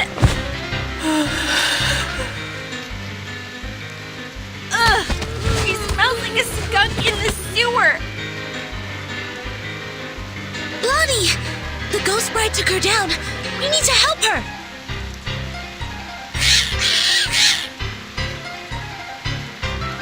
Not good. The critters are coming around again.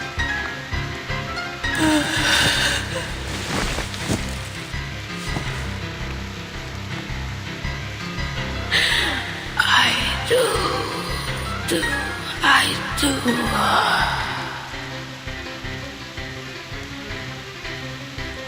Hey, Blondie! If you want to survive, leave that ring alone! Hell, you think I wanted this? This crazy woman ghost put it on me! Get off! You're lost!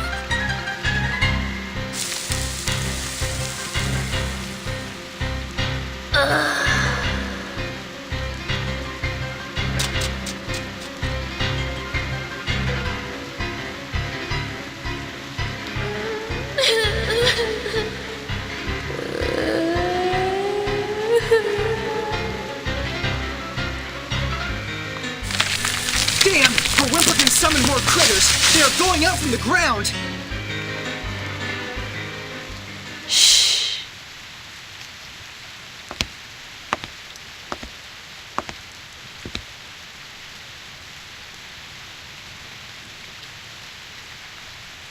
What they need is a song.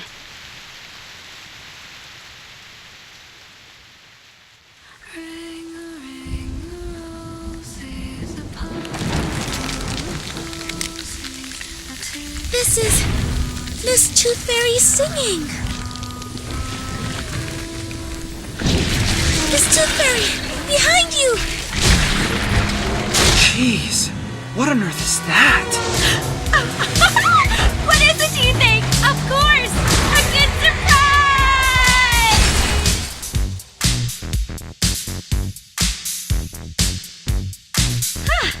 I didn't know I was a talented driver. Once we get out of here, I'm gonna get myself a driver's license. Within 30 seconds, you crashed over every critter in our sight. I don't think you were qualified to be a driver. No, that's not the point. Where did you get the car? Pink lines. This is drawn with an oil paint pen. This is her arcane skill. Your arcane skill restored pretty fast. Seems like you've accepted your identity. Maybe that, or maybe because I retrieved this diary. I feel something has changed inside me, making me a bit hyped. A good try. Please keep up with the feeling. That song you just sang, can I take it as a gift? You mean? Well, you still owe me a song. Please, I want a song from you. Sure, take it as a gift. For making progress in life, and for your courage to embrace who you truly are. Thanks. This is my handkerchief. Take it, wipe your face. Ah!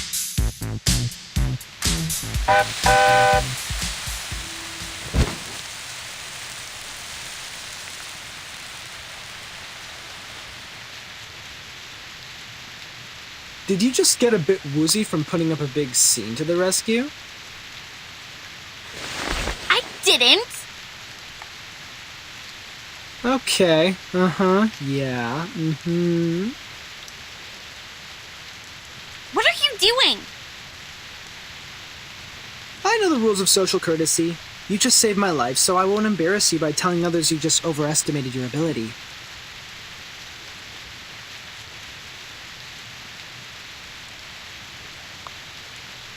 If you're willing to take advice from me, I would say don't overburden yourself.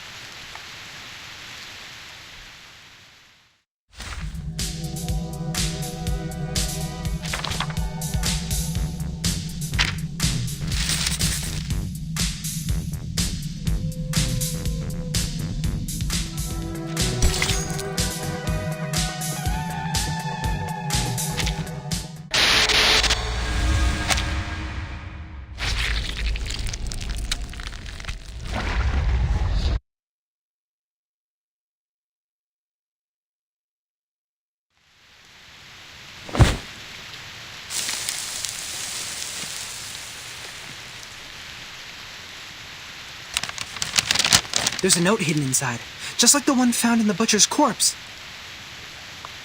Someone is passing messages to us through these notes. If we defeat more monsters, we will get a clearer picture of what's happened at Green Lake Campsite. This is the all-time favorite trick of the plotter. He takes the whole situation under control, playfully teases the innocent participants like us, through which he gains a special sense of fulfillment. But we have our means to cope with it.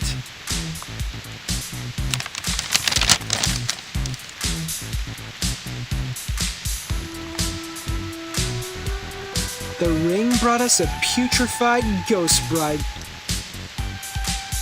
Then we got the book, the pillbox, the weird samples. Every item from the attic comes from a monster we just confronted. Touching the forbidden and the misfortune will befall you. We can find stories of this kind in many civilizations. But what if we use it to fight back? Not to wait for the monsters, but summon them to us. Exactly! If you want, we can select which ones to summon first. If you carefully look into each of these, you will find that these items have a lot to tell us. If we plan their arrivals and predict their weaknesses in advance, victory will absolutely be ours. A risky strategy, but could be equally beneficial. However we decide to do this, it's always better to take action before our enemy does. Horopedia, how likely is it for you to get their weaknesses right? Almost 100%. If one Horopedia is not enough, we have one more creative Miss Horopedia here as backup. You can't be talking about me. Of course you! You're erudite and experienced in horror movies. Relax! You deserve the title of Horopedia. Does he always vex people like this? Or is he just being annoying here? Mr. Horopedia is not a bad person.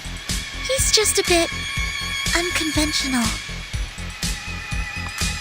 There's no doubt this is the craziest carnival ever. The delirious fog, the attic filled with curses, the rainy night and the countless monsters. I praise you, my beloved cabin in the woods!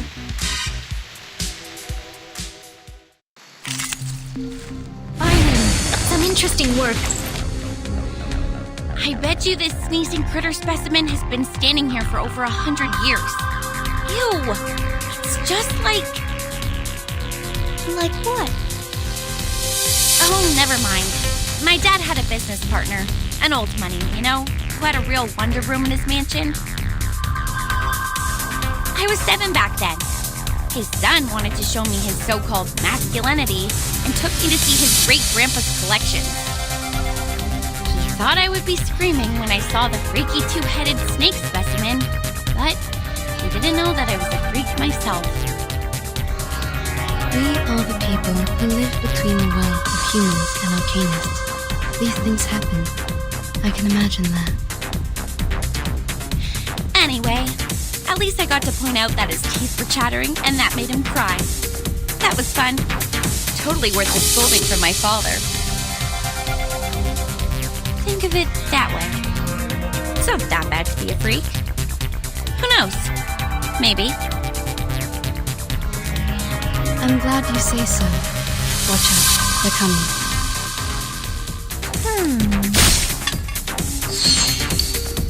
Put that aside. Tell us the story you wrote about that specimen. You must have written one about it, right? I would like to hear it too. I'm sure it will be interesting. Seriously? It's written by a 7-year-old girl. Maybe someday I'll make it a film. Those losers who want to brag about their masculinity in front of girls will wet their pants in the theater. Before that, someone get that note out of those things. For the record, I will play a single finger on it.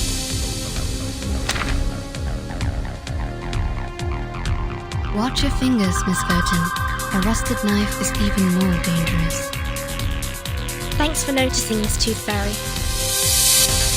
If this thing has something to do with the Butcher, we may predict his weakness through it. You're getting better and better at this, Burton. A simple logical deduction, plus some movie knowledge. Bang! They come out of thin air. They are hideous and evil. They are my friends.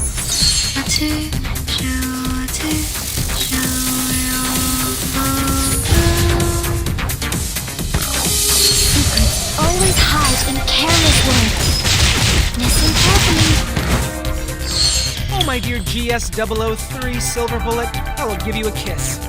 By the way, did I mention that it actually doesn't include any silver? I barely had any chances to test it.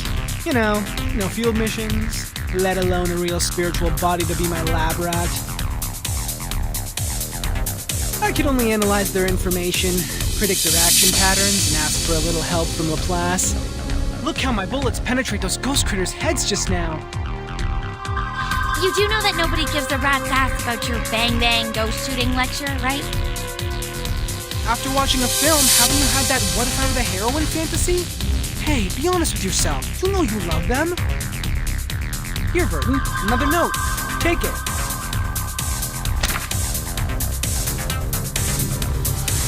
The zombie bridegrooms. We've dealt with them. And their stinky smell. One more time? I've had enough. Be patient, Blondie. You can always run over them with your vehicle. We're getting closer to the truth. Stay alert, everyone. I don't want to bring my medical kits out at this moment. They'll come out of thin air. They are hideous and evil. They are my friends. Damn it! King always looks good on me! The words written on this love letter are smudged by rain. I wish I could read them. It's more of an arcane gadget symbolizing a tragic love story. The only purpose is to hold a curse ritual. To fake an event record is simple, but to create a poem, I assume the one behind all these is not able to do that. I agree, Miss Tooth Fairy. Please take this note, Timekeeper. I'm looking forward to your deduction.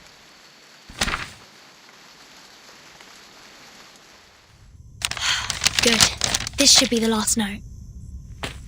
Burton, these are all the notes we can find in the backyard. I just checked on Jennifer and Sonetto. They're still looking for more, but this shouldn't take them much longer. Thank you for your update. Except that... Burton, can I ask you a question? Sure, please. Do you have any wishes? Big ones, small ones, hilarious ones, or sincere ones? Any wishes? Me?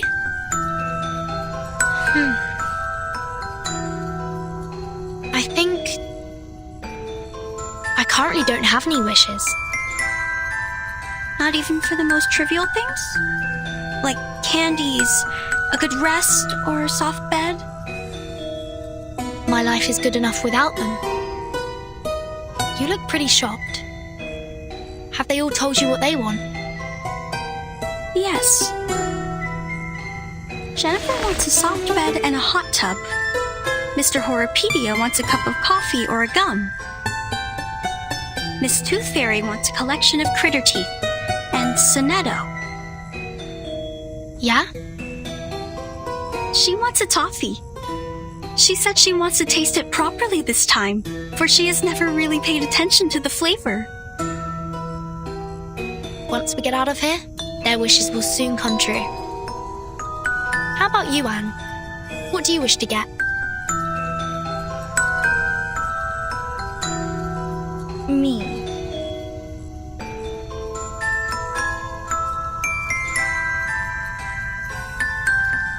It is a secret. I can't tell you now. But I will get you some presents, I don't have many friends, and I really like you.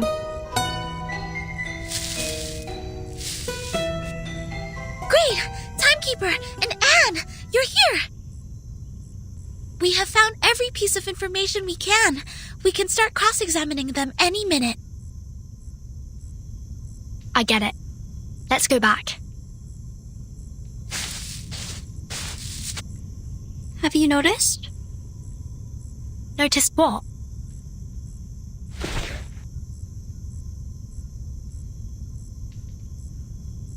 That the rain has stopped.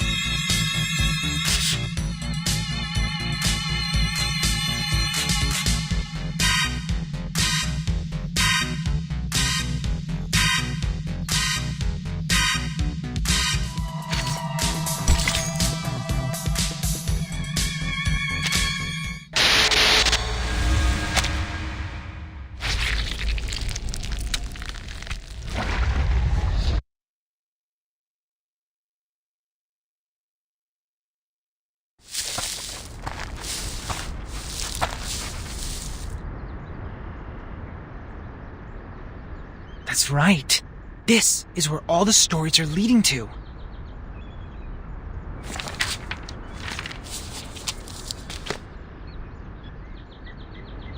Huh. Jack the Drowner, the monster crying under the water, and the bride sinking into a glistening mirror. Here must be the center of all that happened. This is where the ghost stories we encountered at the campsite were created, and now they have led us here. What we need to do next is find the clues hidden here and let the clues build our story.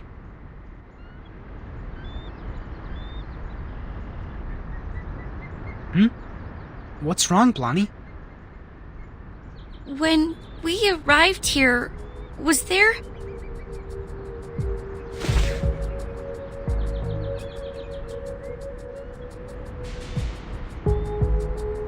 Was there a lighthouse? Huh? I think it just showed up out of nowhere, like a ghostly figure appearing behind you. lighthouse in the lake. A lighthouse. Is the lighthouse in the lake also a classic element in horror stories? Well, not quite. But it can be a good place for horror stories. In the middle of a huge, gloomy lake, a lighthouse stands there like the fang in a monster's mouth. You can't find any place better than this to hide a horrifying secret.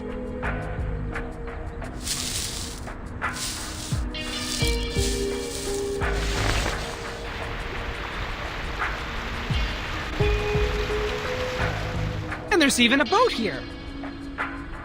You should know that a campsite horror movie couldn't exist without a little boat. You're just not afraid of being killed, are you?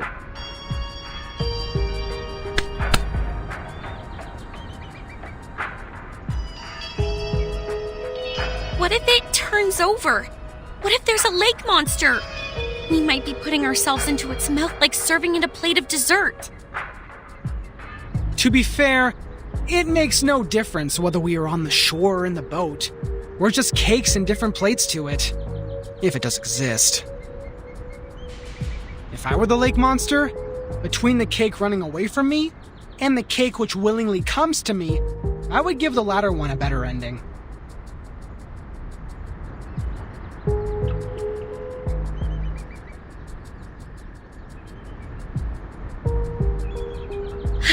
All right. If I have to be eaten like a cake, I prefer to be the cake that has more control over its death. Get into the boat then. Let's head to the lighthouse.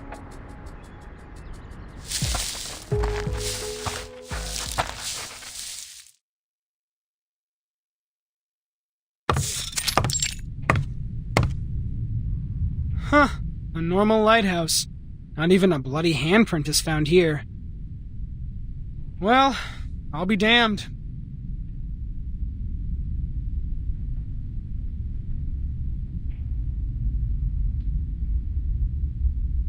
The reality is not as sensational as the stories. Just like the permanent teeth loss can't rival the latest and most frightening curse for excitement. This is not just an ordinary place to me. I've never seen this before. I used to come here every day, reading novels by the lake, but I've never seen a lighthouse here. It just shows up like a ghost, followed by a series of mysterious, horrific events.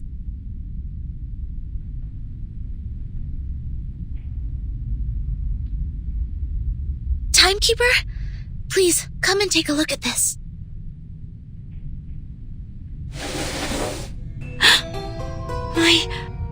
This is... The man behind the scene is much simpler than I thought.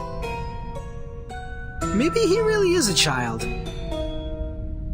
Like those evil kids in the movies. Despite their evil nature, they can only perform the evil deeds through simple means. Are we really going to open it?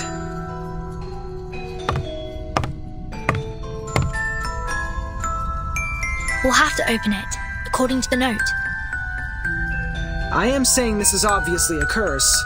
A lighthouse, a strange lake, a fishing net, and a wooden box. Rub it 3 times, blow and unveil it. What comes out of it is definitely not a genie offering us 3 wishes. We have dealt with more curses in the past 2 hours than many people do in their entire life. If it is a curse, then it is a curse prepared for us.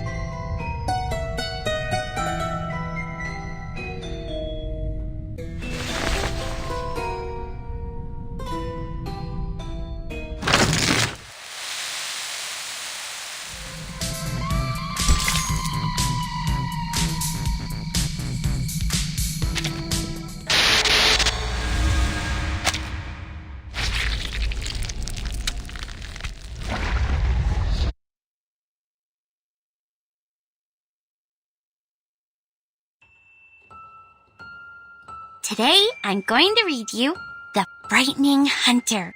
I wrote it yesterday. Read it! Read it! This is the story of a hunter. The hunter is tall and muscly and of great frame. He can twist steel rebar with his bare hands, and no one can lift his arms up by a hair's thickness and escape from him. The hunter lives in the campsite, deep in the woods. He would slaughter every living thing that breaks into his territory. One day, a group of college students came into the forest. They enjoyed their time there, drinking and dancing. When it comes to the night, the strongest of them disappeared. Oh, where did he go? The hunter killed him! He hung the boy's head on the tree and turned to the girl with the blonde hair. Oh! She also soon breathed her last breath. The third victim is the clumsy short guy, followed by the nerdy tall guy. At last, the hunter came up to our protagonist, the kind, naive girl.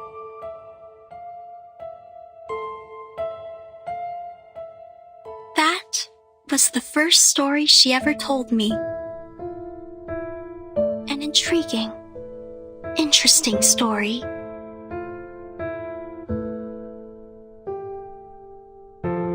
This is the story of Jessica. How nice, you're here again. It's been a month since you last showed up here. Just like the character we've seen in the movies, she's a kind, introvert, virtuous girl.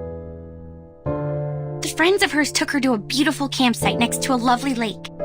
This would be the perfect place for a swimsuit party. You've grown taller. Can you get up so I can see better?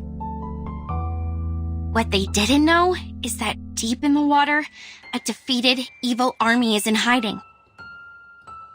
Why are you frowning?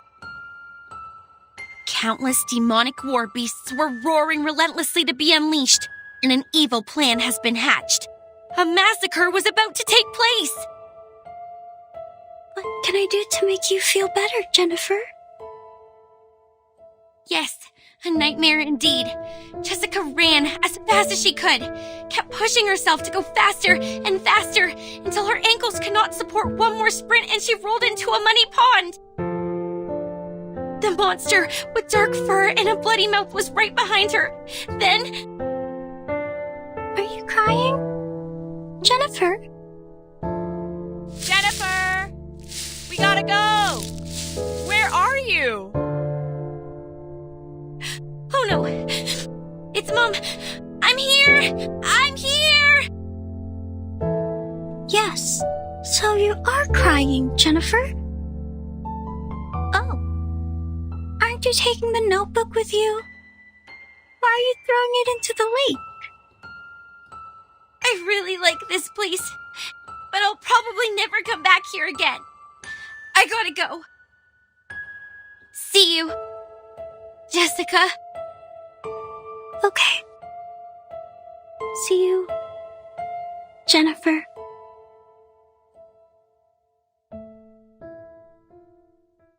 That was the last story she told. I didn't understand what she meant by see you, for she has never actually seen me. After that, I also haven't seen her for a long, long time. Feels like for ages. I went through every corner of the campsite and collected every item I could possibly find, making stories out of them, one after another. But who is there to tell? There's no one in the woods anymore. At first, I spent my days with my furry friends. They were my loyal listeners, and I taught them how to act and behave like the monsters in the stories. We played the stories one after another. It was great fun. But the stories got old. No exceptions. This is when those young people came into the woods, like the protagonist in our stories. They arrived with their friends, and each of them have different relationships with one another. We had a good time, but I would think about Jennifer a lot. When I started to believe that I will never see her again, she's back. She came back with many people who I have never met before, as well as a camera that I have never seen. She was here to make a movie, which is a word I used to hear a lot from her. I understand it to be kind of a story that could be stored in a box. I'm glad that she's still passionate about horror movies, like what I have been feeling in all these years. They were short of one actress, and I know what that word means. A brilliant idea came to my mind. I joined them. I was like the monster in the stories that hides in the group. She will be so surprised when she finds out what I did. However, an accident happened. There were other people in the forest. Oh, misfortune. What a misfortune. Jennifer was upset. She got into a fight with a strange man. I called upon the rain, bringing these people into my story too. They accomplished a good story. The man who knows a lot about horror movies, the woman who is always calm, the woman who seems strange, and the woman who smells like a puppy. They are all very interesting people. I think I start to like them. They are different to the people I met before who always cried and fainted very quickly, not long after my story started. They are interesting and of great fun. So I want to tell them the truth and make friends with them. I have to let them know about this. That my real name was never Anne. It's Jessica.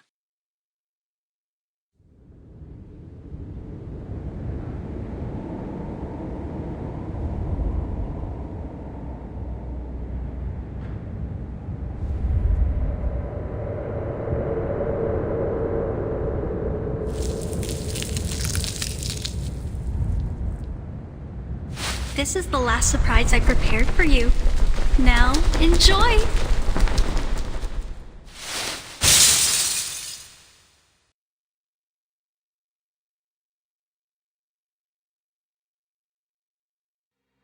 Anne! She jumped! Lonnie! Watch out for the critters!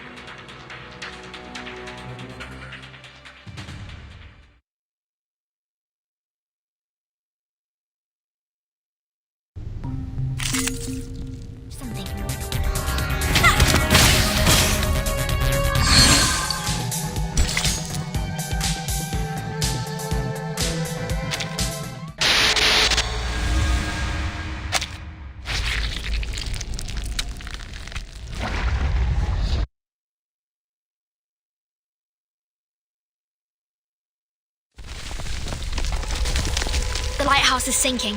Everyone move and leave now. Anne! She was the last girl. She was our only means to survive in this horror story, and we have lost her. No, she was never with us.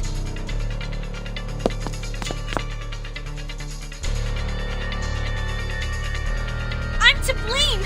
It's me who created such a girl in Green Lake. A girl who restrains people and treats them like toys.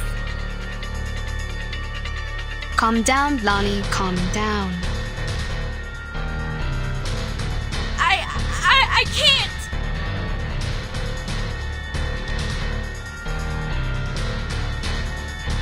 It's too late, Tooth Fairy. We have lost all the cards. We still have a chance. You don't understand. It was me who created the stories. I created that monster. I've drawn many monsters in that notebook, and with all those stories I told, I created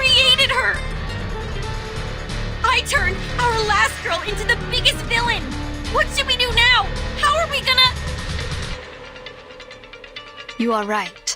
This is the story created by you. They are all created by you.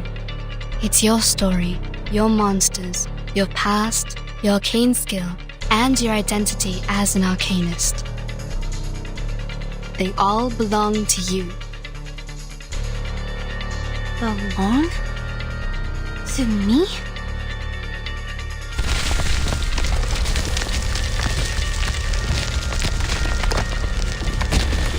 The monster born in the bottom of the lake, the butcher, and the pathetic bride, they all came from you.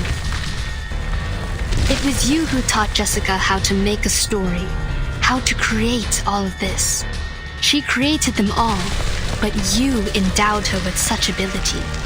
She's the creator of these, and you are the creator of the creator.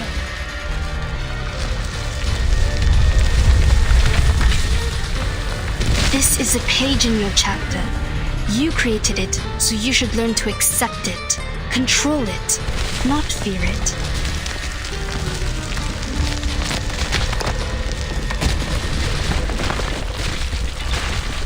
Don't run away, but face it.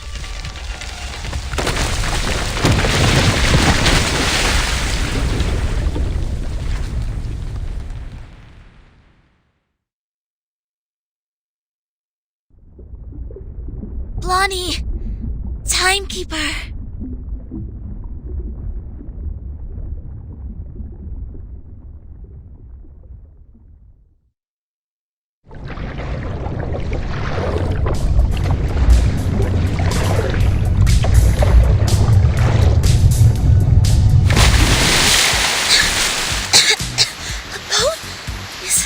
Is Blondie's? It's her arcanum. Now, she is doing her utmost to keep the ship in balance. Damn it! I knew I shouldn't be so ostentatious! There's no way that I can have control over such a big boat! If I keep doing this for any longer, I would die of headache before making it to Aunt Jessica! I've warned you so, haven't I? But don't worry, the reliable Horopedia will save your neck. Using this amazing tool. Good! Hooked onto the rock! You might feel a bit seasick. Please try not to vomit. If you fail, at least don't puke on me. Set sail and hold tight! We are heading towards the Riverdale!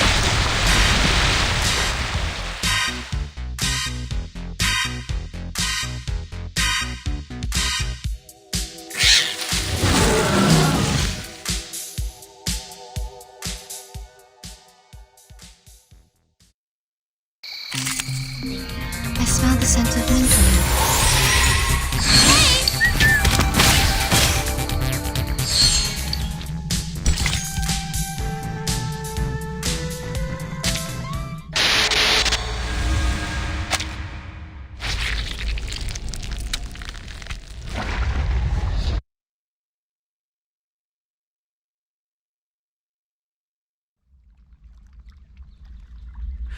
Honestly, can't we just show her our sincerity and care? To share something from the bottom of our heart, to cure her agony caused by the antagonist's lonely childhood?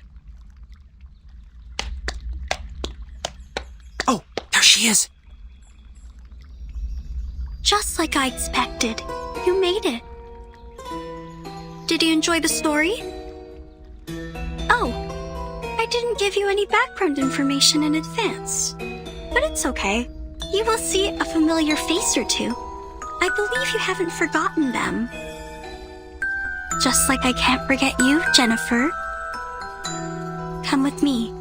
I've prepared you a new home. A home where you may sleep on beds made of soft moss and drink clear, cold spring water. I will get you toffees, coffee, and so many teeth in beautiful shapes. You can even have mine if you like.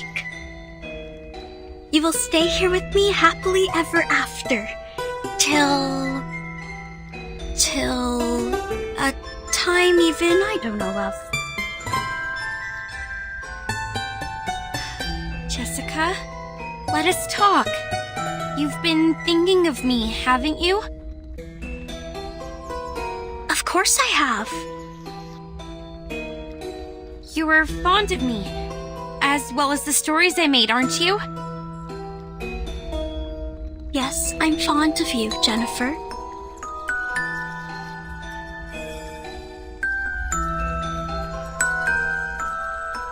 Do you want to make me happy? I think so. I have made you happy once. Would you let me do it again? Do you like my story? Let us go then. Including Jason, Freddy, and Michael. Let all of us go. Why? You have made a mistake. You hurt people, and that is unacceptable. This is not funny. I was to blame for misleading you. I can't let you keep on doing this. Don't you like my story? Yes, I like it very much. It resembles a lot of the stories I wrote when I was a kid. You must have really liked them. So much that you would remember them, as well as me, for such a long time. I will not leave you alone again. I'll come back for you. Every year. No, every 6 months. I'll have more time after the graduation. If I make a new movie, you will be my first audience, like what we used to do. But I hate living by myself. I don't want to live like this anymore. I have no one to talk to. The friends I have here can do nothing but roar.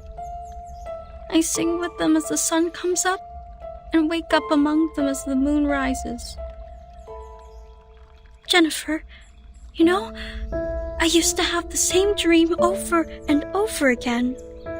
A forest and a grassland, not in Green Lake, nor any places that I know of. I can hear music that I've never heard before. After we met, there was you in that dream. You'd wake up in that dream with me, giving me a wreath. In that dream, I can truly rest. But when I wake up, I found myself in Green Lake again. Do I belong here? In Green Lake campsite? Or somewhere afar? In the days when no one is here, I always hum the melody in the dream. Quietly, waiting, until my figure almost blended into the mosses. But I waited for too long. So long that you were no longer a girl, but a woman now. I'm tired of waiting for you. I'm tired of living all by myself.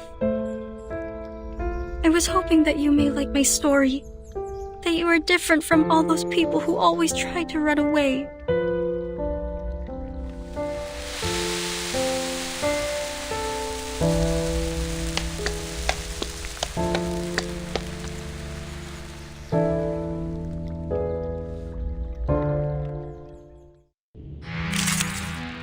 Everyone would leave in the end, but I don't want that to happen again. We will live a happy life by Green Lake, singing under the starry sky, telling stories to each other, and having a sweet dream on the soft moss. Fine, I'll give it a try.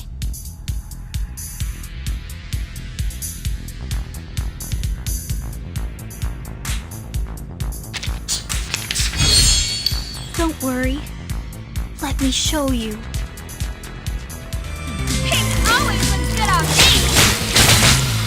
Agents have guns. It's called common sense. No! Don't leave me alone. Oh, look! I still have so many stories to tell. We will have a good time together. The stories by the lake, the hunter hiding in the campsite. You'll like them very, very much. Right, Jennifer? Are we using the Return of the Monster plot now? Please, save me some lousy plot development. No.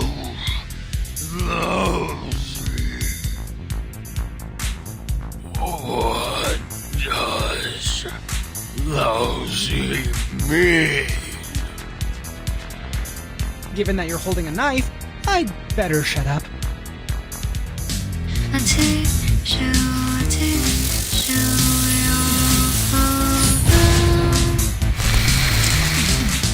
The story has ended. It was our first story. Why? You don't like it anymore? We'll never run out of stories, Jessica. Enough with the fight. It does no good to either of us. Listen. I will come up with more games and stories. We will live a happy life forever and ever. Oh, don't worry. I have prepared it all.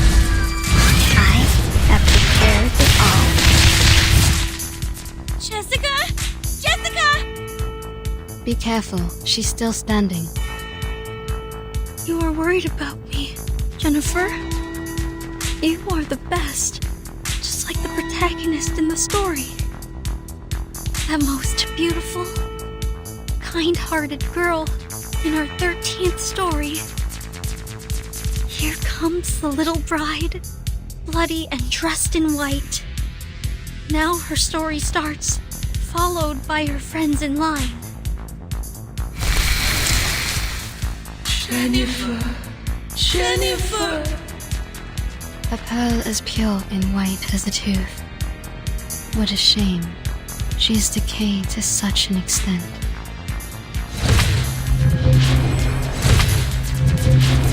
Secrets always hide in careless work.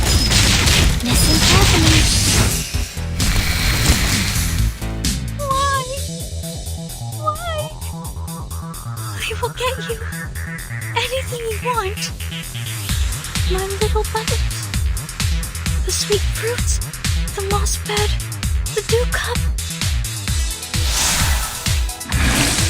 Please, can't resist. They come out of thin air. They are hideous and evil. They are my friends. Radio waves are everywhere. Please, can't resist.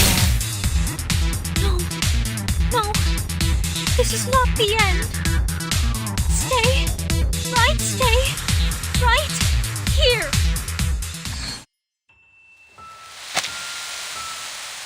The fog starts to gather around her. Step back.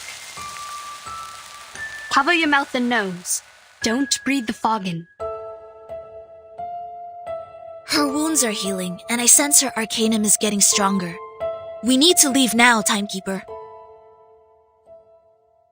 No, please don't go.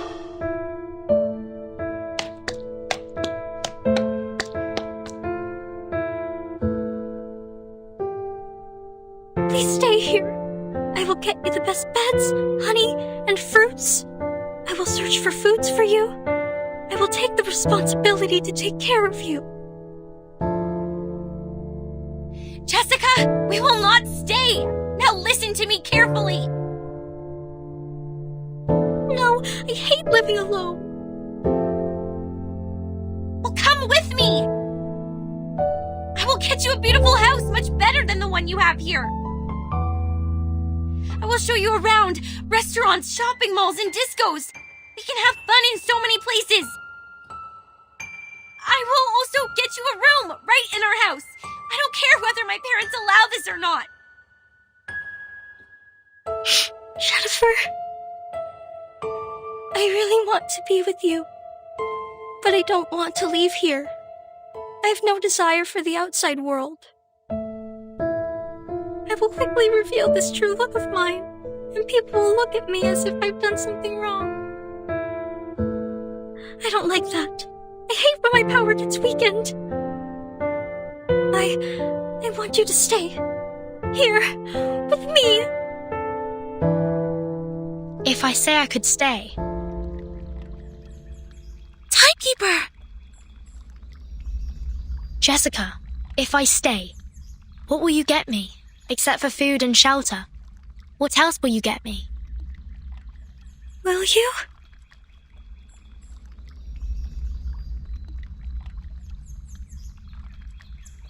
If you stay, I will share my critter friends with you. Along with my cave, My keys? My little buttons? Anything you want. Sounds great. We will definitely have great fun. But Jessica, where are the people who once chose to stay here? When they stayed for long enough, after you ran out of all available games, they were no longer attractive to you, and no longer adored by you. I can stay longer than them, but with no exception. I will become boring one day. You will be alone again. Every day waking up, falling asleep, roaming in the dream alone. No, I don't want that. I don't want to live like that anymore. You can lead a different life. You can embrace a diversified and meaningful life. A diversified, meaningful life? When you were Anne, you asked what my wishes were. Now I know the answer. I know what I want. It's you. Do you want to come with me? I will find you a good place to stay, where nobody will consider you to be weird, nor will they keep staring at you. You will see the world with us, the amazing and unique outside world. This outside world? What else will it have? There are a lot of people and fantastic things out there. Some people eat gold bars. Some others dance on the crocodile skin. Some people ride a rocket, dashing into the sky, and eventually fall into an unknown zero-G. Even the grassland and the anonymous music in your dream, they truly exist in the outside world. If you are willing to come with me, you will have them all. Will you really take me to that place? Of course. Why would I trust you? I promise, with everything I can offer. Promise. I know that word. It means words that cannot be broken.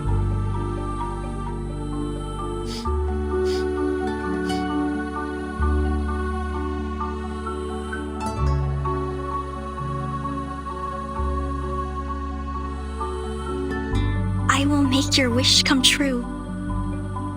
I like you. I hope you can be my friend.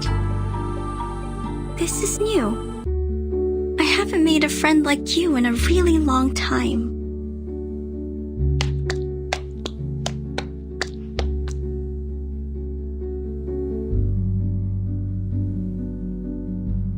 What's this? This is a gift to you. Press it. You will find out. I see.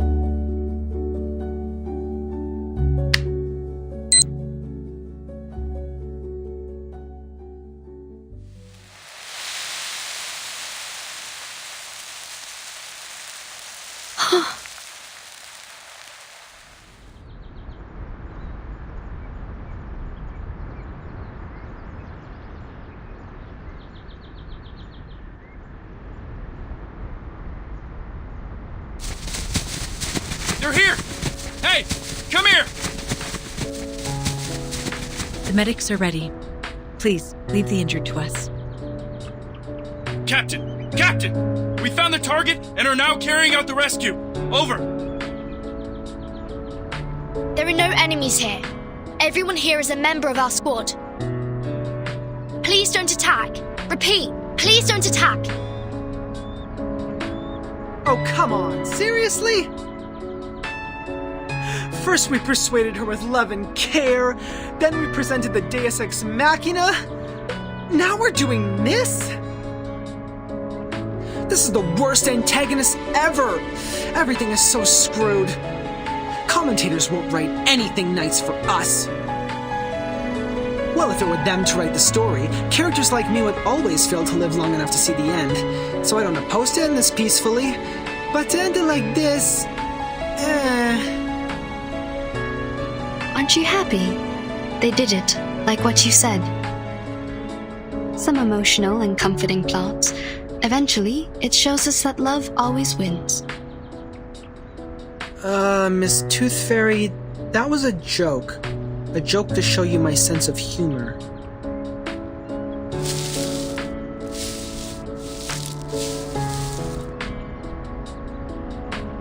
Timekeeper, it's great to see that you are fine.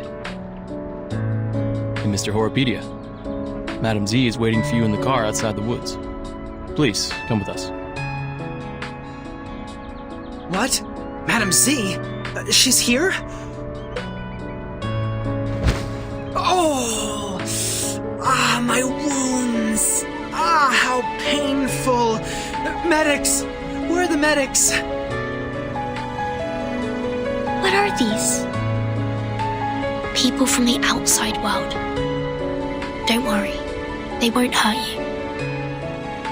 You might receive some training for a period. It might be a bit boring, but I promise it won't last too long.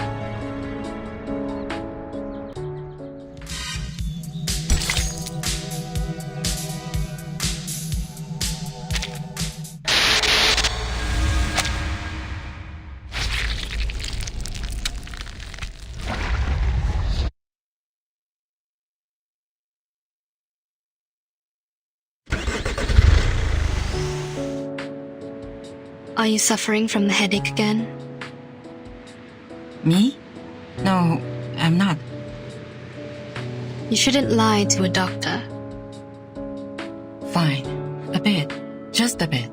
Some warm water will help. I don't need those things. I don't dislike your tooth fairies.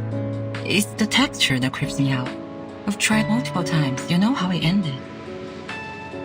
Don't worry. I have some drugs for humans. Wanna try?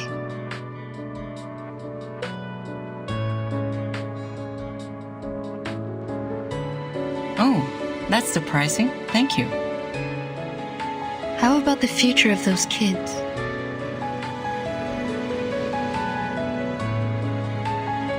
Are you talking about the dear girl or Joshua the troublemaker? You can tell me one by one. It's a long trip back to the headquarters. We have plenty time to chat. Joshua will pay for what he did. Absent from duty without permission is a severe violation of the regulations. He will face a demotion and be grounded for 3 to 5 months. Of course, I'll apply for lenience for him, but I think it won't make much difference. We don't have many means to help him. Burton might be a good choice. You mean assigning him to Verton's team? Exactly. If we can make Burton apply for that, he'll be put through a much milder punishment. After that, he'll be free to leave with Burton. This is a good idea. How about Jessica, the dear girl? She needs to receive some education to become adequately socialized. Based on her result of the amended Arcanist Risk Evaluation Chart, this little girl is very dangerous. We rescued 9 hostages from her cave. 3 are from the film crew. The other 6 are from the student expedition team that went missing 6 months ago. The validity of that chart is debatable, for it doesn't have a sufficient number of questions to draw a conclusion. Yeah. When we arrive at the Foundation, we will give her a more comprehensive test. But that doesn't mean that she'll get a higher grade. We all know that the amended version tends to overestimate the examinees. Can I visit her while she's in the Foundation? Of course. Chatting with someone familiar is conducive to embracing the community. You don't need to worry too much about her. We'll treat her the right way. The arcanum shown on her is of a very unique kind and shall be helpful in many experiments. That's good, but I still have one more question. Go ahead, Doctor. Members from the Xeno also participated in the rescue. Did you call them to come? Yeah, this should have been their responsibilities. To be more precise, all of these problems were their fault. Are you talking about the missing of their youth force? What? No. But wait, what missing youth force? The myth that Xeno Youth Force disappeared overnight at the Green Lake campsite. Haven't you ever heard of that? No, never. Where did you hear that? Joshua told me. He's just a young man, impulsive and can tell a story from a fact. Why would you believe? Never mind. Back to the business. By the end of the 50s, Xeno found a bunch of critters with unique appearance in the woods near the Green Lake campsite. As they continued to investigate, they found a special moss in the woods that can trigger changes in appearance. In order to conduct further research, they built a campsite and held some camping activities as disguise from time to time. The critters mutated and evolved very fast. Meanwhile, the town prospered and the nearby population soared. After several incidents of attacks on local residents by fled creature subjects, Xeno decided to move the campsite out of that area. That dear girl was neglected during the moving. She was left at the Green Lake and kept on secretly living there till now. Other critters that escaped have hybridized with the local breeds and hence created the new critters you've encountered. They more or less carry a lineage of changelings, which are very hard to deal with. But thank God you've brought this girl under control. Jessica has been like their friend or leader. I think she's more like a leader, or even a master to them. Xeno conducted military training to the first batch of critters, so they are more obedient than others. Your Jessica is like their commander. She gives orders to the critters at the bottom of the lake through a radio hidden in a remote control, so that they act in precise alignment. So you knew the truth of the Green Lake campsite from the beginning? It was Xeno's idea to clean up the mess with the Foundation. They contacted me before. If you could have asked me earlier, like before you depart, we wouldn't have to go through so much trouble. Kids were ignorant for lack of knowledge, yet adults were ignorant for their cognitive inertia. In a story where truth and falsity are mingled together, it is hard to tell which is which. What did you say? Nothing important.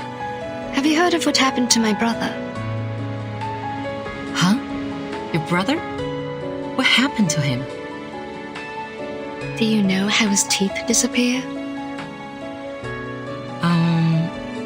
I don't want to offend anyone, but wasn't it because of the curse of the toothberries? What? What are you laughing at? Nah, nothing. As for my brother, I will tell you more later. Hush now. Give me my camera.